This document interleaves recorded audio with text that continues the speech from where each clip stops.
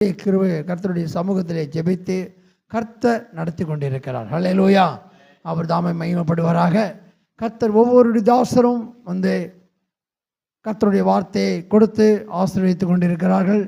இந்த நாட்களிலும் நமக்கு மத்தியிலே திருநெல்வேலியிலே இருந்து தேவ கிருபையினால் அநேக கிராமங்களில் சென்று ஊழியம் செய்து கொண்டிருக்கிற கர்த்தருடைய ஊழியர் மணி பிரதர் நமக்கு நல்லா தெரியும். நம்ம குடும்பத்தில் ஒரு அங்கத்தினராக இருந்து செயல்படுறாங்க. கர்த்தர் எந்த வேளையிலும் கர்த்தர் அவருடைய கரத்திலே கொடுக்கிறேன். கர்த்தர் தாமே கர்த்தர் அவருக்கு அநேக ஊழியங்கள் இருந்தாலும் நம்முடைய அழைப்புக்கு இணங்கி உடனே சரின்னு சொன்னாங்க. தேவன் அதற்கு நன்றி செலுத்துகிறேன். அது மாத்திரமல்ல, இந்த நாட்களிலும் கர்த்தருடைய வார்த்தையை கொடுக்கும்படியாக அவர்களை அழைக்கும் பொழுது மனப்பூர்வமாக வரையா அப்படின்னு சொன்னாங்க. ஆண்டவருடைய வார்த்தையை கொடுக்க கர்த்தர் அனுக்கிரக பாராட்டும்படியாக தேவன் கர்த்தருடைய தாசனை வல்லமையாய் பயன்படுத்தும்படியாக எல்லோரும் தேவ சமூகத்தில் தேவ சபத்தில் உட்கார்ந்துருப்போம். கர்த்தர் நம்மளை ஆசீர்வதிப்பார். கர்த்தர் நம்மளோடு ஈடுபடுவார். அல்லேலூயா, அல்லேலூயா. கரங்களை தட்டி ஒவ்வொருவரும் கரங்களை தட்டி அவர்களை வரவேற்போம். கரங்களை தட்டி வரவேற்போம்.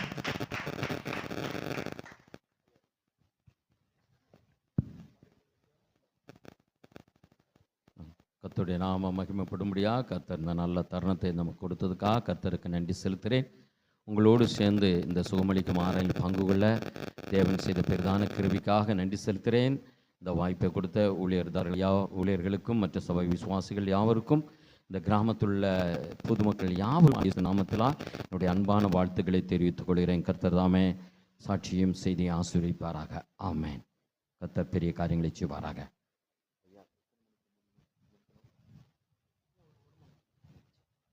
கர்த்தர் நல்லவர். ஸ்தோத்திரம். நான் சுருக்கமாக என்கிட்ட சொன்னாங்க, உங்கள் சாட்சியும் சொல்லிடுங்க அப்படின்னு சொன்னாங்க. நான் சுருக்கமாக சாட்சி சொல்லி செய்துக்குள் கடந்து செல்லாம்னு விரும்புகிறேன். ஆமென். அதாவது என்னுடைய பேர், நான் ரெட்டிக்கப்படுறதுக்கு முன்னாடி என்னுடைய பேர் மணிகண்டன். எங்கள் வீட்டில் நான் 3வது மகனாக பிறந்து எங்கள் வீட்டில் எல்லாருமே ஐயப்ப பக்தர்கள். நானும் 9 ஆண்டுகள் சௌரிமலைக்கு போயிருக்கேன். ரொம்ப ஷார்ட்டாக சொல்கிறேன், என்ன செய்திருக்கு இல்லையா? அதனால் 9 ஆண்டுகள் சௌரிமலை போயிருக்கேன். எங்கள் அண்ணன்மாரெலாம் சௌரிமலை போகக்கூடிய குருசாமிகள். இப்படிப்பட்ட சூழ்நிலையில் இருக்கும் பொழுது நான் +2 படித்து கொண்டு இருக்கும் பொழுது எனக்கு காக்க வலிப்பு வந்து விட்டது. அந்த காக்க வலிப்பினால் நான் அதிகமாக பாதிக்கப்பட்டிருக்கிறேன். அது மார்க்கு நீங்கள் 9ஆம் அதிகாரத்தில் 16வது வசனத்தில் தொடர்ச்சியாக பார்த்தீங்கன்னா அந்த வியாதியை குறித்து ஒரு அசுத்தாவி நாங்கள் சொல்லப்பட்டிருக்கிறது. இந்த வியாதியில் பாதிக்கப்பட்டிருந்தனால எனக்கு வீட்டில் பல ரூபங்களில் மெடிசன் காரியங்கள் எல்லாம் பார்த்து ஒன்றும் நடக்கலை. இந்த மாதிரி இருக்கும் பொழுது எனக்கு வீட்டில் என்னுடைய படிப்பு காலங்கள் முடிந்த பிறகு எங்கள் வீட்டில் நல்ல ஒரு வியாபாரத்தை எனக்கு வச்சு கொடுத்தாங்க. நல்ல ஒரு வியாபாரம் தான். ஆனால் அந்த வியாபாரம் எனக்கு படிக்கிற காலத்தில் ஒரு தவறான மார்க்கம். பசங்களோடு சேர்ந்து தண்ணி அடிக்கிற பழக்கத்துக்கு நான் அடிமையாக இருந்தேன். அந்த பழக்கம் இருந்ததுனால அந்த வியாபாரம் கடை வச்சு நடத்திக்கிட்டு இருக்கும் பொழுது மாலை வேலை ஆயிடுச்சுன்னா பசங்களோடு சேர்ந்து நல்லா தண்ணி அடித்து ஹோட்டலில் சாப்பிட்டு ஒரு ஆடம்பரமான ஜீவிதமாக நடந்து கொண்டு இருக்கும் பொழுது தான் எனக்கு இந்த கடன், அதாவது அதிகமாக செலவு அப்படி இருக்கிறனால தொழிலில் இந்த வியாபாரத்தை தொடர்ந்து கொண்டு போக முடியாத நிலையில் நிறையா சுற்றி வட்டிக்கு கடன் வாங்கிட்டேன். இது யாருக்குமே எங்கள் வீட்டில் தெரியாது. அப்படி இருக்கிற நிலைமையில் நான் திருப்பி இந்த கடனை கொடுக்க முடியாத நிலைமையில் வரும்போது என் கூட நண்பர்களுக்கெல்லாம் நான் தான் அதிகமாக செலவழிப்பேன். ஒரு பைய காசு எடுக்க மாட்டான். ஆனால் அப்படி செலவழிக்கும் போது என்கிட்ட என்ன ஆகிட்டு அப்படின்னா, இந்த கடன் வாங்க திருப்பி கொடுக்க முடியாத நிலைமை வரும்போது இந்த செலவு பண்ண முடியாத நிலைமை வந்தோன்னே நண்பர்கள்லாம் காணாமல் போயிட்டாங்க. அப்போது இதிலேருந்து ஒன்று கற்றுக்கிட்டேன். பணம் இருந்தால் நண்பர்கள் உறவினர்கள் நம்ம எப்பொழுதும் நம்ம சுற்றி இருப்பாங்க. இல்லைன்னா பக்கத்தில் ஒருத்தரும் வரமாட்டாங்க. இந்த நிலைமையில் இருக்கும் பொழுது தான் எனக்கு என்ன ஆகி போச்சு, பணத்தை திருப்பி கொடுக்க முடியல, வீட்லேயும் சொல்ல முடியல, நம்ம தற்கொலை பண்ணிடலாம் அப்படின்னு சொல்லி அப்போது இந்த காக்கா விழிப்புக்கு ஒரு மருந்து கொடுப்பாங்க. அது ஒரு டேப்லெட் தூக்க மாத்திரை. அந்த தூக்க மாத்திரையுடைய பவர் எப்படின்னா, 10 மாத்திரை சாப்பிட்டா முதல்ல ஃபஸ்ட்டு 3 மணி நேரத்தில் கிட்னி அவுட் ஆகிடும், அடுத்து டெத்து. இதுதான் அதனுடைய பொசிஷன் அந்த மருந்துடைய. ஆனால் அந்த மருந்து சாமானியத்தில் டாக்டரும் எழுதி கொடுக்க மாட்டாங்க, மெடிக்கல் ஷாப்பில் வாங்க முடியாது. இந்த வியாதி உள்ளவங்களுக்கு அந்த டாக்டர்ஸ் அதுக்கு ஒரு வரைமுறை உண்டு, ப்ரொசீஜர் உண்டு. அதை ஃபாலோ பண்ணால் தான் அது கிடைக்கும். அந்த மாதிரி அந்த ப்ரொசீஜர் எனக்கு தெரியும். அதனால் எனக்கு அந்த காக்கா வலி பிறந்தனால அதை ஈஸியாக நான் வாங்கிடுவேன். அப்படி வாங்கி அந்த மாத்திரை என்ன செய்யணும், 30 மாத்திரை வாங்குவேன். மாதத்துக்கு ஒரு தடவை அப்படி எழுதி கொடுத்துருவாங்க. அந்த 30 மாத்திரை வாங்கி 10 மாத்திரை சாப்பிட்டு 3 மணி நேரத்தை கிட்னி ஆகிறத 30 மாத்திரையும் பவுடர் ஆக்கி நைட்டு 8 மணிக்கு அடிச்சிட்டேன். மறுநாள் மத்தியானம் 12 மணிக்கு தான் என்னை கண்டுபிடிச்சாங்க. என்னை கொண்டு போய் ஆஸ்பத்திரியில் கொண்டு போய் சேர்த்தாங்க. அங்கே டாக்டர்லாம் தொட்டு பார்த்துட்டு சொன்னாங்க, அவர் ஜோலி முடிஞ்சிட்டு நாங்கள் இனி போஸ்ட்மார்ட்டம் பண்ணி தான் தருவோம். இந்த பல்ஸ் இப்போ ஒரு சில நிமிடங்களில் நின்று போகும். அதனால் நீங்கள் என்ன செய்யுங்க, நாங்கள் போலீஸ் கேஸ் ஆக்கிட்டோம், நீங்கள் அடுத்த ஸ்டெப்பு போய்க்கங்க அப்படின்னு சொல்லி அவங்க என்னை தூக்கி ஒரு ரூமில் போட்டு விட்டாங்க. அப்போ அங்கே போலீஸ் கேஸும் ஆயிட்டு. இப்படி இருக்கும் பொழுது அந்த ரூமில் யாருமே வரமாட்டாங்க. இந்த ஆஸ்பத்திரிலாம் ஜோம் பண்ண வராங்களா, அந்த மாதிரி ஒருத்தங்க வந்து அந்த வார்டோடு ஜோம் பண்ணிட்டு போகணும். ஆனால் அவங்க என்ன பண்ணாங்கன்னா, நான் எங்கள் அண்ணன் எனக்கு நேரம் இளைய அண்ணன் என் பக்கத்தில் இருந்தான். அவங்ககிட்ட ஒரு மனிதர், ஒரு ஊழியக்காரர், அவர் எங்கள் அண்ணன்ட்ட விஷயத்தை என்னன்னு கேட்கும்போது, அவர் சம்பவத்தை சொன்னோன்னே, சரி நான் ஜோம் பண்ணிட்டு போட்டுமான்னு சொல்லி அவங்க சொன்ன உடனே, சரி எங்கள் அண்ணன் கூப்பிட்டு நான் படுக்கையில் இருந்த இடத்துல என்னை போட்டிருந்த ஸ்ட்ரெச்சரில் கொண்டு வந்து ஜோம் பண்ண அவர் தலையில் வச்சு ஜோம் பண்ணார். ஜோம் பண்ணி அப்படி வாசல் தான் தாண்டி இருக்கார், வாமிட் ஆயிட்டு. ஆனால் எங்கள் அண்ணனுடைய பார்வைக்கு என்னன்னா, சாதாரண மனிதர். அவர் என் தலையில் கவிக்கும் பொழுது எனக்கு எந்த உணர்வு இல்லாத கிடந்த எனக்கு அந்த ஒரு தழும்புள்ள கரம் என் தலையில் வைக்கிறதாகவும், அவருடைய முகம் அவ்வளோ பிரைட், அவ்வளோ முகம் அவ்வளோ ரோஸ் கலர்ந்த கலர், முடி வெள்ளை ஒயிட், பயங்கரமான ஒயிட், அதே மாதிரி ஆடை, இப்படிப்பட்ட ஒரு இயேசுவை முகமுகமாக தரிசிக்க அந்த தழும்புள்ள கரை என் தலையில் வைக்கிறத என்னால் அந்த இடத்துல உணர முடிஞ்சது. ஒரு ட்ரீம்ஸ், ஒரு சொப்பனம் போல, தரிசனத்து போல எனக்கு வெளிப்படுத்தினார். ஆனால் எங்கள் அண்ணனுடைய பருவுக்கு ஒரு ஊழியக்காரர் மனிதர், அவர் ஜோம் பண்ணி வாசலில் தான் தாண்டி இருக்கார், வாமிட் ஆயிட்டு. வாமிட் ஆனோன்னே எங்கள் அண்ணன் போய் உள்ள வார்டில் சொல்லியிருக்கான். உடனே டாக்டர்ஸில் பார்த்து இது எப்படி நடக்கும் அப்படின்னு சொல்லி அவங்க ஓடி பார்க்கும் பொழுது, அது டாட்டா பெரிய ஹாஸ்பிட்டல், அதில் நிறைய டாக்டர்ஸ் 10-15 டாக்டர்ஸ் எல்லாம் உண்டு. அவ்வளோ பேர் நைட்டு டியூட்டி. அந்த நைட்டு வேலை அவங்க 6 மணி ஆக்கள் பார்க்கும் பொழுது இது எப்படி நடக்கும் அப்படின்னு சொல்லி அவங்களுக்கு ஆச்சரியம். உடனே என்ன, அவங்க அந்த டாக்டர்ஸில் பார்த்துக்கிட்டு இருக்கும்போதே நான் வாமிட் எடுத்துக்கிட்டு இருந்திருக்கேன். உடனே என்ன வார்டு கொண்டு போய் நான் என்ன மெடிசன் சாப்பிட்டேன்னு கண்டுபிடிக்க முடியாது நிலைமையில் இருந்தபோது அதை எடுத்து லேபில் செக் பண்ணிவிட்டு வரவங்கள ஏகதேசம் வாமிட் ஆகிட்டு ஹாஸ்பிட்டல்லாம் அடுத்து ஃபஸ்ட் எய்டெல்லாம் கொடுப்பாங்க இல்லையா, அந்த ஃபஸ்ட் எய்டு எனக்கு கொடுத்து என்ன செஞ்சுக்காங்க, அட்மிட் பண்ணி பார்த்துக்கிட்டு இருந்திருக்காங்க. இந்த சம்பவம் நடந்து நான் ஒரு 3-4 நாள் கழித்து என்னை வீட்டுக்கு கொண்டு போயிட்டாங்க. நான் வீட்டுக்கு போனோன்னு சுற்றி உள்ளவங்கெல்லாம் எனக்கு ஆலோசனை சொன்னவங்க உண்டு, புத்திமதி சொன்னதும் உண்டு, திட்டினவங்களும் உண்டு. இதில் உரிமையாக ஒரு அக்கா எங்கள் வீட்டு பக்கத்தில் உண்டு. அவங்க எங்கள் வீட்டில் கொஞ்சம் ரொம்ப டீப்பாக இருப்பாங்க. அவங்க வீட்டு பக்கத்தில் தான் குழாய், எங்கள் வீட்டு குழாயில் தண்ணி வராது. அப்போ அவங்க வீட்டு பக்கத்தில் உள்ள அந்த குழாயில் தான் தண்ணி பிடிக்க போவோம். அது ஒரு ஊற்று, உறவு கிணறு மாதிரி இருக்கும், அதுலேருந்து தண்ணி வரும். அப்போ அங்கே போய் பிடிச்சிக்கிட்டு இருக்கும்போது அந்த சேச்சி எங்கிட்ட இயேசுவை பற்றி சொல்ல ஆரம்பித்தாங்க. ஆனால் எங்கள் அண்ணன் நடந்த சம்பவத்தை வந்தவங்க போகிறவங்ககிட்ட இப்படி தான் நடந்தது, ஜெபம் பண்ணாங்க, இப்படி ஆயிடுச்சு அப்படிங்கிறது அவன் சொன்னான். ஆனால் நான் கண்ட தரிசனத்தை யார்ட்டையுமே நான் வாயை திறக்கலை. இந்த சேச்சி, இந்த அக்கா என்கிட்ட பேசும்போது நான் கண்ட தரிசனத்தை அவங்ககிட்ட சொன்னேன். அப்போ அவங்க சொன்னாங்க, அதாண்டா இயேசு மனித ரூபத்தில் உங்கள் அண்ணனுக்கு தெரிஞ்சிருக்கு, ஆனால் உன்னை தரிசனத்தில் காமிச்சோம் தலையை தொட்டது இயேசு தான் என்பதை அவங்க தெளிவாக எனக்கு அதை குறித்த ஆலோசனையாக சொன்னாங்க. அப்போ அவங்க சொன்னாங்க, இயேசு உனக்கு உயிர் கொடுக்க முடியுமானால் நீ இந்த இயேசுவை நம்பினால் உனக்கு அற்புதம் நடக்கும் அப்படின்னு சொல்லி டெய்லி சொல்ல ஆரம்பித்த உடனே என் மனசில் ஒரு மாற்றம் வர ஆரம்பிச்சது. அப்போ இவங்க சொல்கிறத நம்ம ஃபாலோ பண்ணி பார்க்கலாமே அப்படின்னு சொல்லி என்ன செஞ்சால், அவங்க ஒரு வஜன உலசம்னு சொல்லி மலையாளத்தில் ஒரு புக்கு வரும், இந்த மாத பத்திரிக்கை படுறதுலேயே அதே மாதிரி அவங்க வீட்டுக்கு வரும். அந்த பத்திரிக்கை கொடுத்து இதை படுறா அப்படின்னு சொன்னாங்க. என்னுடைய சூழ்நிலைக்கு தகுந்தா போல் அந்த புக்கு மாறி மாறி கொடுப்பாங்க, வஜன வருஷம் அந்த மலையாள புக்கு. அதை நான் படிக்கும்போது அந்த வசனமும் அந்த விளக்கங்களும் எனக்குள்ள ஒரு மாற்றத்தை உருவாக்க ஆரம்பிச்சிச்சு. அப்போ இதில் என்னவோ இருக்குன்னு சொல்லி படிக்க ஒரு மாற்றங்கள் வர ஆரம்பித்த உடனே நான் கொஞ்ச நாள் எங்கள் மாமா வீட்டில் கொஞ்ச நாள் போய் இருக்க வேண்டிய நிலம் போயிட்டேன். அங்கே போய் இருக்கும் பொழுது மீண்டும் எனக்கு அங்கே ஒரு தற்கொலை தூண்டக்கூடிய ஒரு சூழ்நிலை உருவாகிவிட்டது. இந்த மருந்தை வாங்குவதற்காக மதுரைக்கு நான் வந்திருக்கேன். அப்போ எங்கள் மாமா வீட்டில் துதிமலன்னு சொல்லி ஒரு புக்கு வரும். அந்த புக்கை இல்லை துதி சங்கருக்குடைய அட்ரஸ் இருந்தது. அந்த அட்ரஸ் என் மனசில் படித்ததுனால மனசில் தங்கி இருந்தது. அப்போ மதுரைக்கு பஸ் ஸ்டாண்டில் அன்னைக்கு பெரியார் பஸ் ஸ்டாண்டில் இறங்கியிருக்கேன். என் கூட நின்று தண்ணி அடித்து போண்டி ஆக்கினா பார்த்தீங்களா, அதில் ஒரு நண்பரை அங்கே பார்த்துட்டேன். அவனையும் கூப்பிட்டுக்கிட்டு நான் இப்படி சொன்னேன், இந்த மாதிரி துதி சங்கர்னு சொல்லி ஒருத்தர் ஊழியக்காரங்க இருக்காங்க, அவன்கிட்ட போய் ஜெபம் பண்ணிட்டு வரணும் போகலாமான்ட்டு. ஆனால் நான் எந்த விஷயமே சொல்லலை. நாங்கள் 2 பேரும் போயிட்டோம். அங்கே போனோடனே அந்த அவங்க துதி சங்கர் ஐயா அவங்க ஒய்ஃபும் அவங்க மாமியாவும் எங்களை வரவேற்றாங்க, நல்லா விசாரித்தாங்க. நான் நடந்த சம்பவம், இப்போ இருக்கிற நிலைமை எல்லாத்தையும் அவங்ககிட்ட சொல்ல ஆரம்பித்தேன். அப்படி சொல்லும் பொழுது அவங்க என்ன பண்ணாங்கன்னா, இதெல்லாம் கேட்டுட்டு எங்களுக்கு ஆலோசனை கொடுத்தாங்க. துதி சங்கர் ஐயாவும் வந்து எங்களுக்கு ஆலோசனை கொடுத்து, நீங்கள் ஆலயத்துக்கு போக வேண்டும், ஆலயத்துக்கு போகும் பொழுது தான் நீங்கள் என்ன செய்ய முடியும், சத்தியத்தை அறிய முடியும். நீங்கள் ஆலயத்துக்கு போய் என்ன செய்யணும்னா அபிஷேகம் பெறணும். அப்போ அபிஷேகம் பெற்றால் உங்களை செத்துப்போன்னு தூண்டுற ஆவி உங்களை விட்டு வெளியே வரும்.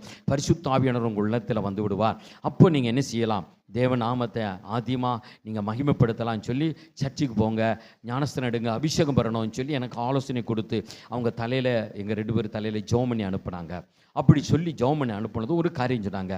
நீங்கள் என்னைக்கு அபிஷேகம் படுறீங்களோ அப்போ உங்களை என்ன செய்வாங்க, 2வது உங்களை தற்கொலைக்கு தூண்டக்கூடிய சூழ்நிலை வந்து பார்த்தீங்களா, அது எந்த மனிதனால் வந்ததோ அவங்க வந்து உங்கள்கிட்ட மன்னிப்பு கேட்பாங்க அப்படின்னு என்கிட்ட சொன்னாங்க. நான் ஆலயத்துக்கு போக ஆரம்பித்தேன். போய் ஞானஸ்தானம் முங்கி எடுத்து அபிஷேகத்தையும் பெற்றுக்கொண்டேன். அப்போது அதுக்கப்புறம் எங்கள் மாமா வீட்டுக்கு நான் போக வேண்டிய ஒரு சூழ்நிலை வந்தது. அங்கே நான் போகும் பொழுது என்ன ஆயிடுச்சு அப்படின்னா, அவங்களுடைய அதாவது எனக்கு பெரியப்பா வேணும், அவங்க படுக்கையில் படுக்க வச்சுருந்தாங்க. அப்போ நான் அங்கே போய் அவங்ககிட்ட பேசிக்கிட்டு இருக்கும்போது இவர் சுகமில்லாமல் இருந்ததெல்லாம் எனக்கு தெரியாது. நான் அங்கே பார்த்தோன்னா அவரை பார்த்து என்னென்னு விசாரிச்சுட்டு, அப்போ என் மனசில் தோண்டுது, யாரோ ஒருத்தவங்க சொல்கிறாங்க, இவருக்காக நீ ஜெபம் பண்ணிட்டு போன்னு சொல்லி என்னை தூண்டுன மாதிரியே இருந்தது. இது மாம்சம் சொல்லுதா இல்லைன்னா ஆவியானு சொல்கிறான்னு எனக்கு 2க்கும் வித்தியாசம் தெரியல. அப்போ நம்மளே இப்போ தான் சர்ச்சுக்கு போய்கிட்டு இருக்கோம், இதை பற்றி நமக்கு சரியாக தெரியாது, ஜெபம் பண்ண தெரியாது, எப்படின்னு ஏதுன்னு ஒன்றும் தெரியல அப்படின்னு சொல்லி குழப்பம். அப்போது மீண்டும் இந்த ஆளுக்கு ஜெபம் பண்ணிட்டு போ அப்படின்னு சொல்லி தூண்டுதலாக இருந்ததுனால எனக்கு தெரிஞ்ச, நான் ஊழியக்காரங்க பின்னாடி அங்கங்கே போனாலும் ஜெபம் பண்ணது, அவங்க ஜெபம் பண்ணுறதெல்லாம் பார்த்துருக்கோம்ல, அதே மாதிரி முட்டி போட்டு ஜெபம் பண்ணிட்டு போயிட்டேன். அது ஒரு வாரம் கழித்து திரும்பி அங்கே வரும் பொழுது அவர் என்னை பார்த்தார். என்னை பார்த்த உடனே மணி இங்கே வா அப்படின்னு சொன்னாங்க. அப்போ என்கிட்ட சொன்னாங்க, மணி என்னை மன்னிச்சுக்கோப்பா அப்படின்னாங்க. எதுக்கு அப்படின்னு கேட்டேன். அப்போ அவங்க சொன்னாங்க, நீ அன்னைக்கு போன வாரம் வந்துட்டு போனே இல்லையா, அன்றைக்கி நீ ஜெபம் பண்ண பிறகு தான் நான் ஆஸ்பத்திரியில் என்ன சொல்லி அனுப்பியிருக்காங்கன்னா, இவர் செத்து போவார், நீங்கள் வீட்டுக்கு கொண்டு போங்க அப்படின்னு சொல்லி தான் அனுப்பியிருக்காங்க. இவர் ஏற்கனவே 10-15 நாளாக ஆஸ்பத்திரியில் இருந்திருக்காரு. முடியாத பட்சத்தில் டாக்டர் அனுப்பிட்டாங்க அங்கே கவர்மெண்ட் ஆஸ்பத்திரியிலேருந்து.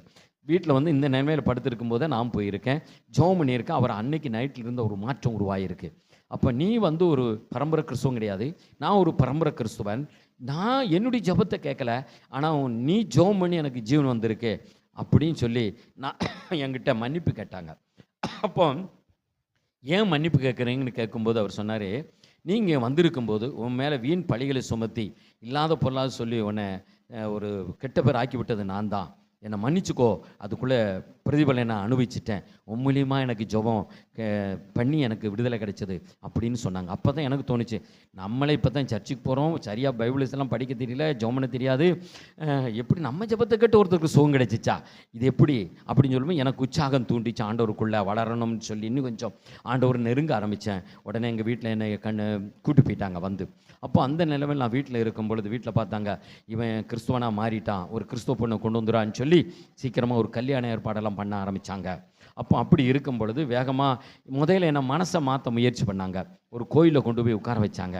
அங்கே இந்த கயிறுலாம் கட்டுவாங்க பார்த்தீங்களா, அந்த கயிறு மந்திரிச்சு அது தகடெல்லாம் கொடுப்பாங்களா, அந்த மாதிரி ஒரு கோயிலில் கொண்டு போய் என்னை உட்கார வச்சாங்க என் மனசை மாற்றுறதுக்காக. அப்போது நான் அபிஷேகம் பெற்றோன்னே ஊழியக்காரன் எனக்கு என்ன கற்றுக் கொடுத்தாருன்னா, எங்கே போனாலும் நீ அந்நிய பாஷையில் மனசுலேயே துதிச்சுக்கிட்டே இரு, அது உனக்கு ஆசீர்வாதமாக இருக்கும் அப்படின்னு சொன்னாங்க. நம்மளும் புதுசு அபிஷேகம் பெற்றதுனால எனக்கு அதில் அதிக வாஞ்சியாக இருந்ததுனால என்னை உட்கார வச்சுருக்காங்க. உட்கார வச்சுருக்கும்போது நான் மனசுலேயே அந்நிய பாஷையில் துதிச்சுக்கிட்டே இருக்கேன். அவர் எடுத்து இப்படி உருட்டினார். ஸோ அப்போ இப்போ 2 தடவை உருட்டினார். அப்போ 3வது இடம் எடுத்து உருட்டினார். அது அவருக்கு சரியாக கிடைக்கல போலுக்கு. என்னை இப்படி பார்ப்பார், இப்படி மறுபடியும் எடுத்து உருட்டுவார். இப்படி ஒரு 5-6 தடவை உருட்ட என்னை பார்க்க இப்படியா இருந்தது. அவருக்கு ஒன்றுமே அது சரியாகலை, அவர் உருட்டுறது ஒன்றும் நடக்கலை. உடனே என் கேட்டார், தம்பி நீங்கள் வேத கோயிலுக்கு போகிறீங்களா அப்படின்னு கேட்டார். ஆமாங்க அப்படின்னு சொன்னேன். அப்போ நீ எந்திரிச்சிரியா அப்படின்ட்டாங்க. நீங்கள் வேத கோயிலுக்கே போங்க, அதான் நல்லது அப்படின்னு சொன்னேன். எங்கள் அண்ணங்கிட்ட எங்கள் அம்மாட்ட, ஆமாம் தம்பியை வேத கோயிலுக்கு அனுப்பிடுங்க அப்படின்னு சொன்னாங்க. அப்போ நாங்கள் இப்போ வீட்டில் இவங்க நினச்சதில் நடக்கலை. அப்போ வீட்டில் வந்து என்ன ஆகிப்போச்சு, என்ன சரி இவனை வேறு விதமாக கொண்டு வரணும்னு சொல்லி என்ன பண்ணாங்கன்னா, நான் சொல்கிற பொண்ணை நீங்கள் கெட்டணும் அப்படின்னு சொல்லி ஒரு நிர்பந்தத்துக்கு கொண்டு வரும்போது சொன்னாங்க, நாங்கள் சொல்கிறத நீ கேட்கலன்னா நீ என்ன செய்ய, ஒரு பத்திரத்தில் எழுதி கையெழுத்து போட்டு கொடுத்துட்டு உனக்கும் வீட்டுக்கு உறவு இல்லை அப்படின்னு சொல்லி அவங்க சில நிபந்தனைகள் எல்லாம் வச்சாங்க. நான் ஷார்ட்டாக சொல்கிறேன், அதெல்லாம் எழுதி கொடுத்துட்டு நீ கையில் போட்டு போய்க்கோ அப்படின்னு சொல்லி ஒரு பத்திரத்தில் எழுதி வச்சுருந்தாங்க. இதெல்லாம் நான் பார்த்துட்டு ஏற்கனவே நம்ம என்ன செஞ்சுருக்கோம், வீட்டை விட்டு போய் நான் வீட்டில் படித்து முடித்து வீட்டில் ரொம்ப சேட்டை செஞ்சதுனால எல்லாரும் என்னை வெறுக்கிற அளவுக்கு நான் நடந்திருக்கிறேன். எங்கள் அம்மா வெறுப்பாங்க, எங்கள் அண்ணன் எல்லாருமே வெறுப்பாங்க. அந்த அளவுக்கு நடந்ததுனால எங்கள் அம்மாவில் நான் ரொம்ப துக்கப்படுத்தி இருக்கிறேன். அப்படி இருந்ததுனால இன்னும் வீட்டை விட்டு போனால் கஷ்டப்படுவோம், வேண்டாம் அப்படின்னு சொல்லி சரி அநேக நாளில் போய் வெளியெல்லாம் போய் ஒரு நாள் டீ கூட குடிக்கிறதுக்கு நான் கஷ்டப்பட்டிருக்கேன். அப்படி இருக்கும்போது இன்னும் போய் அந்த கஷ்டத்தில் நம்ம அனுபவிக்கக்கூடாது அப்படின்னு சொல்லி வீட்டில் சொல்கிற பொண்ணை கெட்டிக்கிடுவோம் அப்படின்னு சொல்லிட்டு நான் ஒரு நிபந்தனை வச்சேன். நீங்கள் சொல்கிற பொண்ணை நான் கெட்டிக்கிறேன், ஆனால் என்ன, எனக்கு ஒரு ஊழியக்காரர் வந்து ஜெபம் பண்ணணும் அப்படின்னு சொன்னேன். சரி, பையன் ஏற்கனவே இருந்ததை விட கொஞ்சம் மாற்றங்கள்லாம் தெரியுது, இவன் இஷ்டத்துக்கு கட்டி அப்படியே செஞ்சிடலான்னு சொல்லி ஊழியக்காரவங்க வச்சு எங்கள் கல்யாணம்லாம் நடந்து முடிஞ்சுது, கர்த்தருடைய கிருபையில.